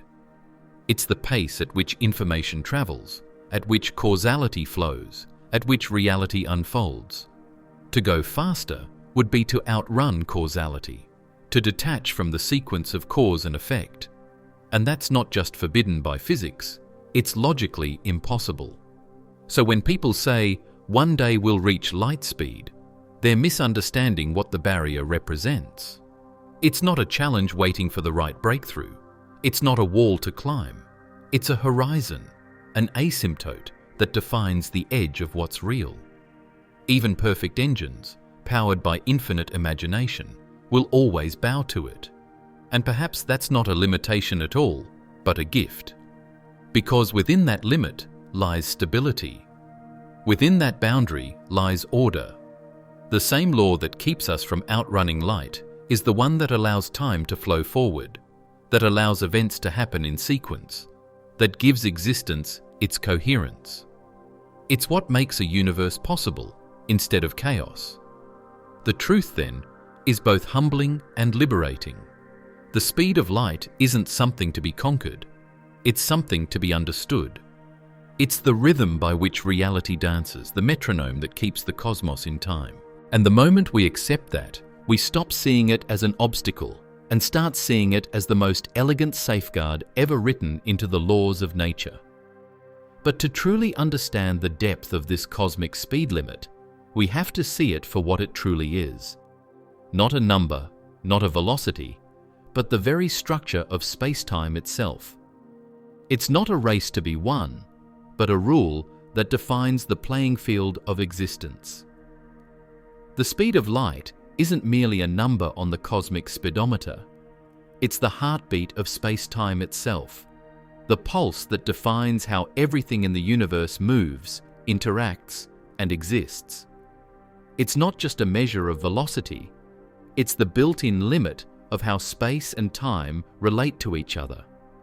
To even imagine surpassing it isn't to dream of going faster. It's to dream of breaking the fundamental fabric of the universe. Because light speed isn't something moving through space-time. It's the motion of space-time itself. To understand this, we must look deeper into what Einstein truly revealed. Before relativity, space and time were thought of as separate. Two independent backdrops on which the universe played out its story. Space was a vast, three-dimensional arena. Time was a steady, universal tick that kept everything moving forward in sync. But Einstein's theory shattered that illusion. He showed that space and time are inseparable, two threads woven into a single, four-dimensional fabric called space-time. When you move through space, you're not just changing your position, you're also changing how you move through time. And this fabric isn't static. It bends, stretches, and curves in response to energy and mass. A star, for instance, doesn't pull planets toward it with an invisible force. Instead, it warps space-time around itself, and planets follow the curves of that distortion. What we experience as gravity is really the geometry of space-time guiding motion along its natural paths, called geodesics. Light, having no mass, follows those paths perfectly, moving effortlessly along the straightest possible route through curved space-time. Here's where the profound truth emerges. The speed of light, that 299,792 kilometers per second, isn't just the top speed of photons. It's the maximum rate at which information, energy, and causality can travel through space-time. It's baked into the equations that describe the structure of reality. It defines how fast one event can influence another. In essence, it's the speed of causality, the fastest possible connection between cause and effect.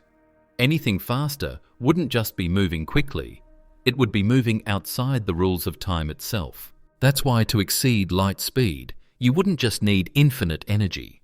You'd need to break the very geometry of space-time. You'd have to tear through the fabric that holds reality together. The equations of relativity show this with terrifying clarity. As an object's velocity approaches light speed, the mathematical term in the denominator, representing the difference between its speed and the speed of light, approaches zero. When that term becomes zero, the equation doesn't give a finite answer. It doesn't say really big. It says undefined. That's not a limit you can push through. That's the boundary of meaning itself. To go faster than light would mean stepping into a realm where time and space trade places, where the flow of cause and effect can reverse, and the laws that govern energy conservation no longer hold. It's not simply that our engines aren't powerful enough. It's that beyond light speed, the universe itself ceases to behave logically. Events could occur before their causes. Particles could arrive before they're emitted. The symmetry that keeps everything coherent, from atoms to galaxies, would fall apart. Think of space-time as a vast cosmic ocean. Everything, planets, stars, light, and you, are waves moving across its surface. Light speed is the fastest ripple that can propagate through that ocean. To move faster than that ripple isn't like swimming harder. It's like trying to move outside the water entirely. You're no longer operating within the medium. You're trying to exist where the medium itself doesn't exist. That's what it means to exceed light speed. Not just breaking a rule, but stepping beyond the very reality that the rule defines. Even when physicists describe light speed in equations, they often use it as a conversion factor, not a measurement. The speed of light links space and time. It converts meters into seconds, distances into durations. It tells us that 1 second of time is equivalent to about 300,000 kilometers of space. In other words, C is the ratio that keeps space-time balanced. Remove that ratio, and you remove the structure that defines reality. It's like pulling a single thread that holds an entire tapestry together. Everything unravels instantly. This is why, in modern physics, light speed isn't just a ceiling. It's the foundation. It's the constant that ensures all observers, no matter where they are or how fast they're moving, measure the same laws of physics. It's what makes the universe fair. If light speed could be broken, then different observers would experience different realities. Clocks would tick inconsistently, distances would stretch unpredictably, and causality itself could fracture. The cosmos would descend into chaos. Einstein recognized this when he wrote his famous equations. The constancy of light speed isn't a random coincidence. It's what makes the equations work. The entire framework of relativity, time dilation, length contraction, mass increase, all of it exists to protect that one constant. It's as if the universe is built around it, as though every other property of reality bends and flexes just enough to keep light speed absolute. So when people ask, can't we ever go faster than light? The real answer is, faster than what? Because light speed isn't an external standard you can outrun. It's the very fabric of existence. To go faster would mean stepping outside of space and time, where the concept of speed itself stops making sense. It's like asking what's north of the North Pole. The question itself dissolves. And yet, there's something beautiful about that finality. It means the universe is self-consistent, perfectly symmetrical, perfectly logical. It has built-in safeguards against paradox, like a cosmic firewall that keeps causality intact. The speed of light isn't a cruel restriction placed on us. It's the reason reality can exist at all. It's what allows galaxies to form, atoms to interact, and consciousness to experience the passage of moments. Without that limit, there would be no order, just a chaos of disconnected events where time and space lose all meaning. So yes, light speed is the ultimate limit, but it's also the universe's most elegant law. It defines how space and time weave together into a seamless whole, ensuring that everything unfolds in harmony. And it reminds us of something profound. The laws of physics aren't obstacles to be conquered. They are the poetry of existence, precise, eternal, and exquisitely balanced. But if the speed of light holds our universe together, what happens if we break it? What if something, somehow, were to exceed that sacred limit? The consequences wouldn't just be strange, they would unravel the very logic of cause and effect. When physicists say that nothing can travel faster than light, it isn't just because of energy constraints or the math of relativity. It's because the very structure of logic collapses if something were to break that rule. The speed of light doesn't just separate fast from faster, it separates cause from effect. It's the invisible border that keeps time moving in one direction and keeps events ordered in a way that makes sense. The moment something exceeds that speed, this order disintegrates. You wouldn't just be outrunning light, you'd be outrunning causality itself. To grasp why this happens, let's start with what causality really means. In the simplest sense, it's the universal rule that every effect has a preceding cause. A spark before a fire, a key before a note, a thought before a word. It's the sequence that gives meaning to reality. The entire chain of existence depends on it. When you drop a ball, you expect it to fall after you release it.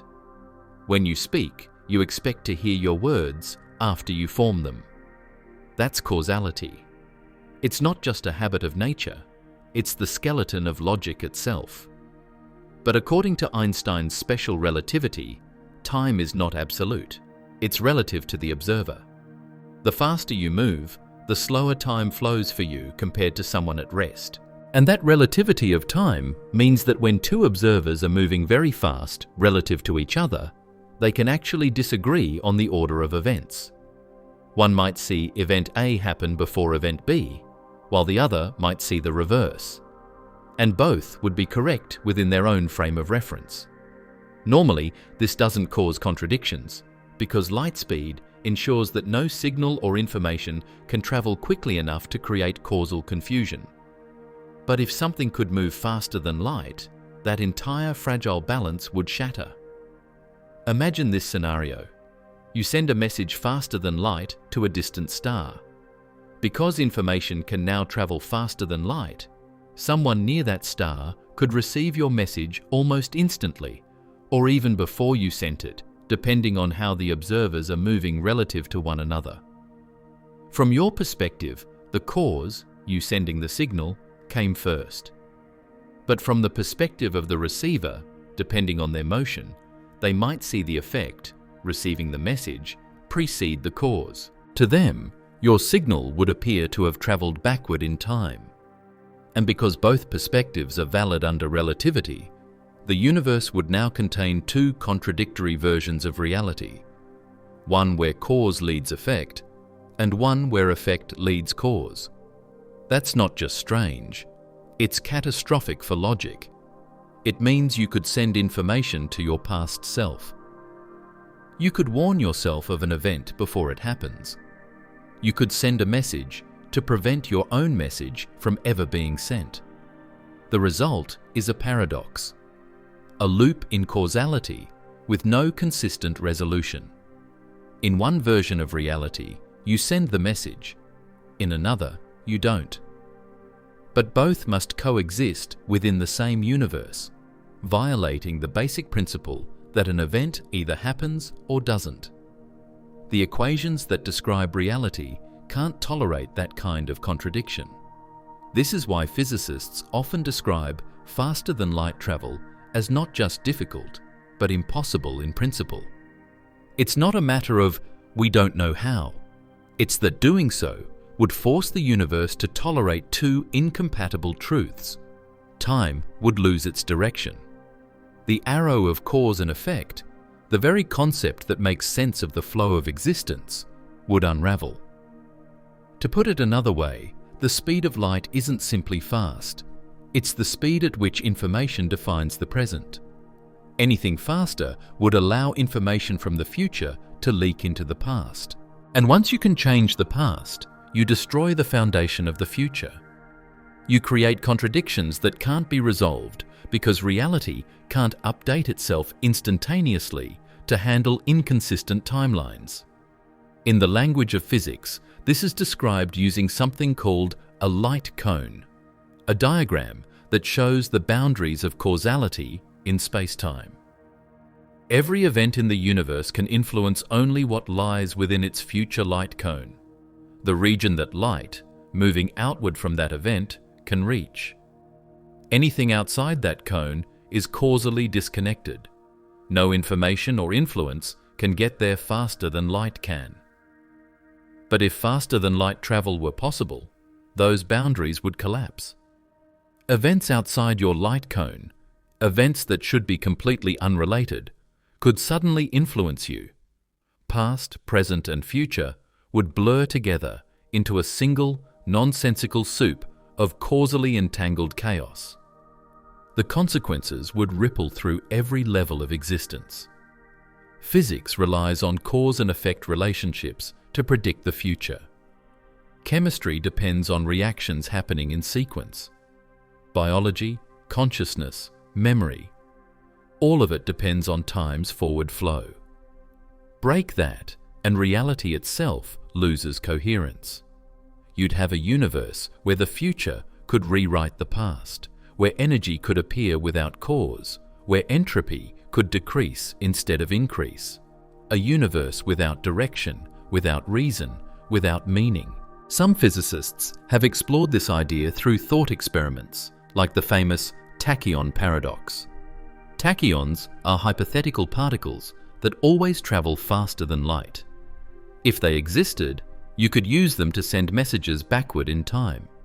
But if you can send messages into the past, then you can create paradoxes, like sending a signal to stop yourself from sending the signal. The equations that describe tachyons quickly devolve into infinities, contradictions, and imaginary values, a clear mathematical sign that nature forbids them. In the end, these paradoxes aren't just hypothetical curiosities. They're warnings. The universe seems to be self-consistent by design. Every law, every constant, every effect we've observed works together to prevent causality from breaking. The light speed limit isn't just about motion, it's about preserving the integrity of time itself. It's a cosmic safeguard that ensures the story of the universe unfolds in the right order, that every effect has a cause, and that the future can't influence the past. If something could move faster than light, the universe would no longer be a coherent story. It would be a jumbled mess of reversed events, where before and after lose their meaning. The light speed barrier is what keeps time flowing forward. It's what allows cause to lead effect, action to create consequence, and life to experience continuity. So when we say nothing can travel faster than light, what we're really saying is that nothing can travel faster than logic itself.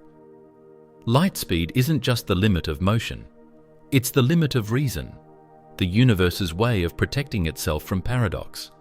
But that hasn't stopped us from dreaming of ways to cheat this rule, not by breaking it, but by bending it. Theories like warp drives and wormholes whisper the possibility of moving faster than light without violating relativity, of traveling through space-time instead of across it. Yet even these dreams come with a price so steep that they, too, border on the impossible. When science fiction speaks of traveling faster than light, it often reaches for a clever workaround, not breaking the speed limit, but bending it. The idea is seductive. If you can't move through space faster than light, what if you move space itself? That's the concept behind the legendary warp drive, a vessel that doesn't so much race across the universe as it manipulates the universe around it. It's a beautiful dream, one that seems to sidestep Einstein's restriction altogether. But when you look closer, it becomes clear that warp drives don't solve the problem of light speed. They only reframe it. They bypass, not violate, the limit. And in doing so, they demand something even more impossible: exotic energy that breaks the known laws of physics. To understand how the warp drive idea works, you have to imagine space not as an empty void, but as a stretchable fabric, something that can expand, contract, and bend. This isn't fantasy.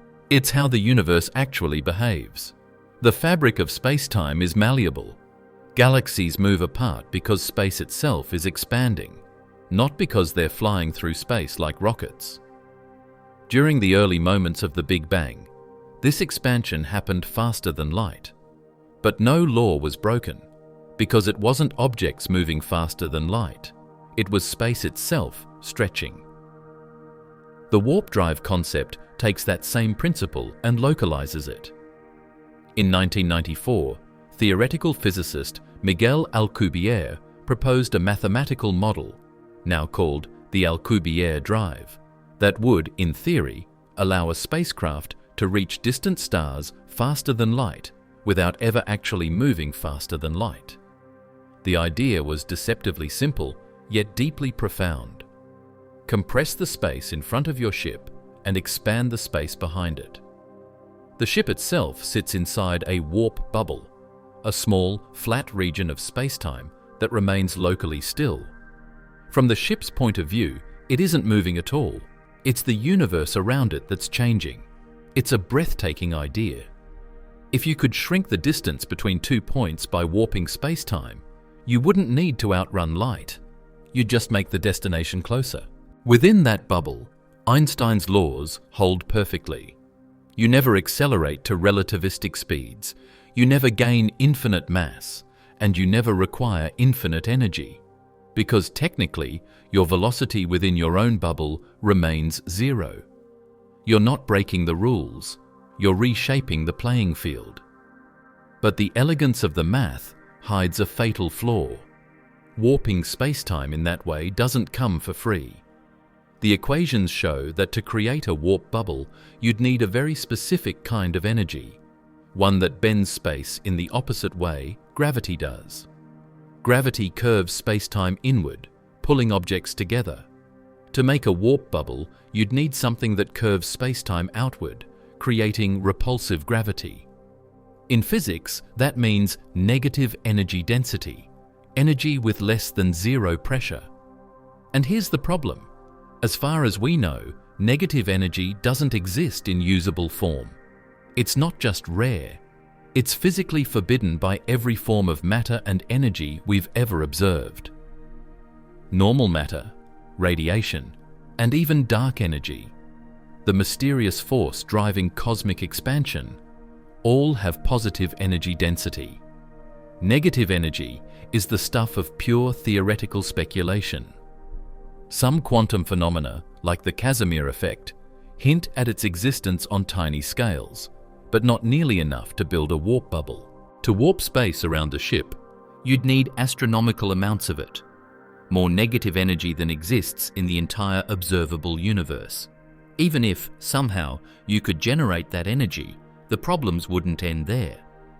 The edges of a warp bubble, the boundary where space-time bends most violently, would likely be unstable. Calculations suggest that the bubble could collapse catastrophically, releasing its energy in a burst of radiation powerful enough to annihilate anything inside or nearby. Worse still, the bubble couldn't be controlled from within. Because of how space-time works, the front edge of the bubble would be causally disconnected from the ship, meaning you couldn't steer, stop, or even signal the outside world. You'd be trapped in your own distortion of reality, like a surfer sealed inside a wave they can never escape. And then there's the issue of what happens when the bubble ends its journey. As it collapses, the difference between the warped and unwarped regions of space would release enormous energy, possibly enough to vaporize your destination. The math predicts that a warp bubble arriving near a planet would emit a pulse of high-energy radiation so intense it could sterilize entire solar systems. The very act of arriving faster than light would destroy whatever you were trying to reach. So, in short, warp drives are mathematically possible, but physically disastrous. They don't break relativity, but they push it to its most extreme, unstable limits. They exist in the thin space between allowed by equations and forbidden by nature. And yet, humanity can't help but dream. Scientists have continued to tweak Alcubierre's model, searching for configurations that might reduce the energy requirement. Some have proposed warp metrics that use positive energy instead of negative, though always at some impossible cost. Compressing space so violently that the bubble would require materials stronger than anything imaginable. Others speculate that quantum gravity, the still unknown union of relativity and quantum mechanics, might someday reveal a loophole, a natural mechanism for manipulating space-time safely. But for now, warp drives remain what they've always been, an elegant mirage shimmering at the edge of theoretical physics. They remind us of something essential, that even our wildest ideas cannot ignore the fundamental architecture of reality. The universe gives us a lot of freedom to explore within its rules, but it guards its core laws jealously. You can curve space, stretch time, and bend light, but you cannot rewrite the relationship between them. Einstein's equations don't bow to imagination, they define its boundaries. So while warp drives capture our desire to transcend distance, they also reaffirm a deeper truth. The cosmos doesn't forbid motion, it defines it. Space and time are not obstacles to overcome. They're the stage on which existence plays out, following the rhythm set by light itself. We can manipulate that stage, but we can never tear it apart without unraveling the entire performance. Still, even within this realization, there lingers one last whisper of possibility. A theoretical ghost that has haunted physics for decades. What if there really were things that naturally move faster than light? Not ships or signals, but particles that defy our understanding of mass and energy entirely. They would exist outside the normal rules. Creatures of impossible motion, born to cross the forbidden threshold. These hypothetical entities have a name: tachyons. In the strange frontier of theoretical physics, that hazy borderland where math begins to blur with speculation, there exist whispers of particles that might live forever beyond the reach of light. They are called tachyons, a term born from the Greek tachys, meaning swift.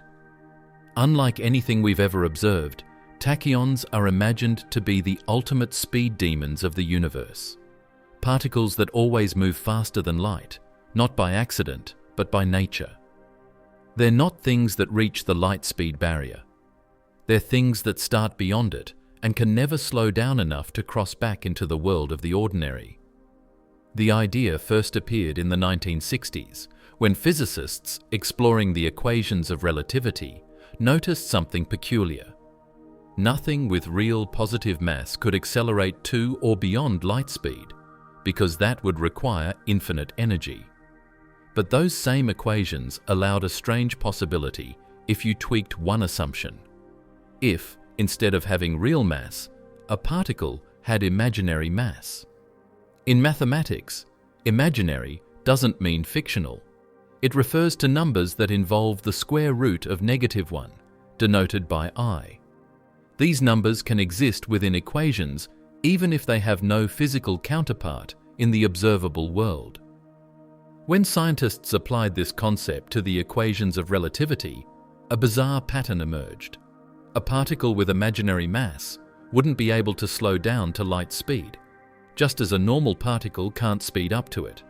For tachyons, light speed would act as a lower limit, not an upper one. The slower they tried to go, the more energy they would need, the exact mirror image of ordinary matter. In other words, tachyons would always remain faster than light, forever separated from our physical realm by that same infinite divide that keeps us subluminal. At first glance, tachyons sound like a loophole, a way to imagine motion beyond Einstein's wall without technically breaking his rules. But the deeper physicists explored, the clearer it became that these particles, if they existed, would violate much more than just our intuition. They would tear at the logical fabric of reality. The biggest problem lies in that notion of imaginary mass. Mass is not just a number, it's a measurable property that interacts with energy and momentum. If a particle had imaginary mass, its energy wouldn't behave the way normal energy does. Instead of having a well-defined positive value, it could become negative or undefined, depending on how it's observed. That's catastrophic, because energy in the universe has to be conserved. It can change form, but it can't just appear or vanish. Tachyons, with their strange, unstable energy signatures, would violate this most fundamental of all physical laws. Worse still, tachyons would destabilize the vacuum of space itself. If they could interact with ordinary matter or energy, they would trigger runaway reactions, creating feedback loops that release infinite energy. In short, if tachyons existed in the real world, the universe would not be stable. It would collapse instantly under the weight of its own contradictions. And yet, the universe clearly is stable. That simple fact, that reality hasn't imploded, is a strong hint that tachyons, for all their mathematical beauty, do not and cannot exist. Still, the concept hasn't been discarded entirely. Physicists continue to encounter tachyonic terms in certain branches of theoretical physics, especially in quantum field theory and string theory. But in those contexts, tachyonic doesn't mean faster than light. Instead, it's a mathematical signal that the system is unstable, like a ball perched on top of a hill instead of resting in a valley. When tachyons appear in equations, it usually means that the theory is incomplete, or the system wants to shift to a more stable configuration. In essence, tachyons serve as a warning sign in the math, not a discovery, but a correction waiting to happen. Despite that, tachyons have captivated the imagination of scientists and storytellers alike for decades. They've appeared in science fiction as the secret ingredient for time travel, faster-than-light communication, or instantaneous teleportation, the fantasy particles that make the impossible possible. But every attempt to anchor them in reality has come up empty. No experiment, no cosmic observation, no high-energy collision has ever hinted at their existence. We've detected neutrinos traveling close to light speed, but never beyond it. In 2011, when one experiment briefly seemed to suggest that neutrinos might have done so, it turned out to be a measurement error, a loose cable, not a broken universe. The irony is that tachyons, in their purest form, are the mirror image of us. Where we can never reach the speed of light from below, they could never reach it from above. The light speed barrier isn't a wall you can cross in either direction. It's an infinite gulf separating two mutually exclusive realms. On one side lies everything made of matter, energy, and light, the universe we know. On the other side lies a purely hypothetical world, where time and space trade roles, where cause and effect no longer flow in sequence, and where mass and energy behave like reflections in a funhouse mirror. It's a mathematical ghost realm, not a physical one. And the energy required to even approach such a state, energy with negative density, with the ability to repel gravity and stretch spacetime in reverse, is something we've never found, never measured, and likely never will. Every form of energy we've discovered so far, from the atomic to the cosmic, has positive density. Negative energy would violate not just relativity, but the energy conditions that keep spacetime itself stable. It's the one ingredient that all our theoretical warp drives, wormholes, and tachyonic fantasies depend on, and the one thing nature refuses to provide. So while tachyons remain a fascinating idea on paper, their existence would break every principle that makes the universe coherent. They're not just faster than light, they're faster than logic, faster than causality, faster than meaning itself. The universe, it seems, doesn't allow such things to exist. And perhaps that's not a failure of imagination, but a triumph of consistency. Because in the end, the light speed limit is more than a restriction. It's a safeguard, a cosmic firewall that keeps time flowing forward, causality intact, and existence stable. The absence of tachyons isn't a disappointment. It's proof that the universe is elegantly self-protecting. And that self-protection leads us to one of the most profound realizations in all of science. The light speed limit isn't a cage. It's the lock that keeps reality from falling apart. It's the universe's way of ensuring its own survival and ours within it. The speed of light is not just a number. It is the universe's safety lock, the invisible safeguard that holds reality together. It's the unbreakable rule that keeps time flowing in one direction, that keeps cause before effect, and that keeps existence from dissolving into contradiction. Every moment you experience, every heartbeat, every sunrise, every chain of events unfolding in perfect sequence, all of it depends on this one cosmic constant. Light speed is not merely fast, it is fundamental. Without it, the logic of the universe would shatter like glass dropped from infinity. Think of it as the metronome of creation. Every law of physics, every force, every interaction dances to its rhythm. It's the pace at which information moves, the rate at which the universe updates itself. Light speed defines the structure of spacetime, carving out the boundaries between what can happen, what will happen, and what must never happen. It's the invisible thread that weaves together motion, time, and causality into a single coherent tapestry. If that thread were ever to snap, if something could outrun light, the entire pattern would unravel. Cause could happen after effect. The future could bleed into the past. You could destroy something before it's born, or receive a message before it's sent. The logical spine of existence would twist into paradox. It wouldn't just break the rules of physics, it would destroy the meaning of before and after. That's what makes the light speed limit so much more than a physical law. It's a principle of cosmic sanity. It ensures that every event in the universe happens in an order that makes sense, that consequences follow actions, that reality doesn't contradict itself. Without it, everything would happen everywhere, all at once, in no particular order. Time would collapse into chaos, and the universe would lose its narrative. There would be no history, no progression, no now. Just a storm of disconnected events, each unmoored from cause or consequence. Einstein didn't just discover a speed limit. He uncovered the universe's commitment to consistency. The light speed constant, c, acts as the ultimate firewall between possibility and paradox. It's the guardian of the arrow of time, that one-way flow from past to future that gives structure to experience. If it were possible to exceed it, the arrow would reverse, loop, or shatter entirely. Everything you know, from memory to motion, from entropy to emotion, depends on that arrow holding true. The beauty of it is that this cosmic lock doesn't feel like a constraint when you look at it closely. It's not a cage built to imprison curiosity or exploration. It's the frame that makes exploration meaningful.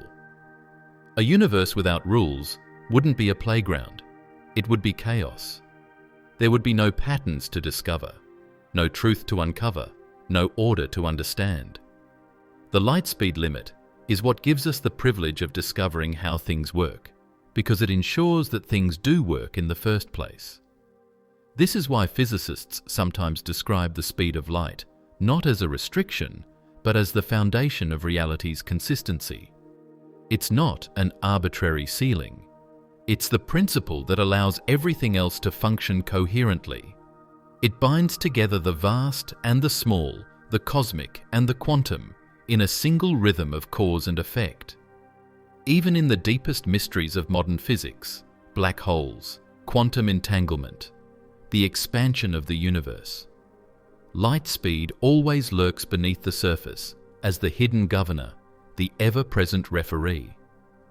In black holes, for example, light speed defines the event horizon, the ultimate edge of the visible universe. Cross that boundary, and even light itself cannot escape. The horizon isn't just a boundary for light, it's a boundary for information, for meaning, for causality.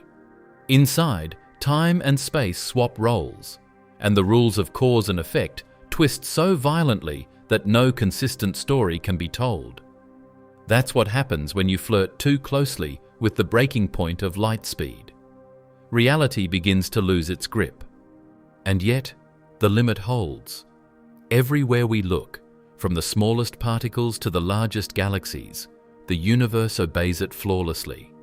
It's as if space-time itself knows that to protect its integrity, it must never let anything move faster than the beat of light. Even cosmic expansion, which can make galaxies appear to move apart faster than light, doesn't truly break the rule, because it's space itself expanding, not objects moving through it. The lock holds tight, even at the farthest edges of creation. It's humbling to realize that this single constant, this one number, immutable and universal, is the reason the cosmos makes sense at all. It protects logic, causality, and order the way gravity protects planets from flying apart. It is the unseen guardian of reason itself. So, when we say that nothing can move faster than light, what we really mean is that nothing can move faster than reality's ability to remain coherent.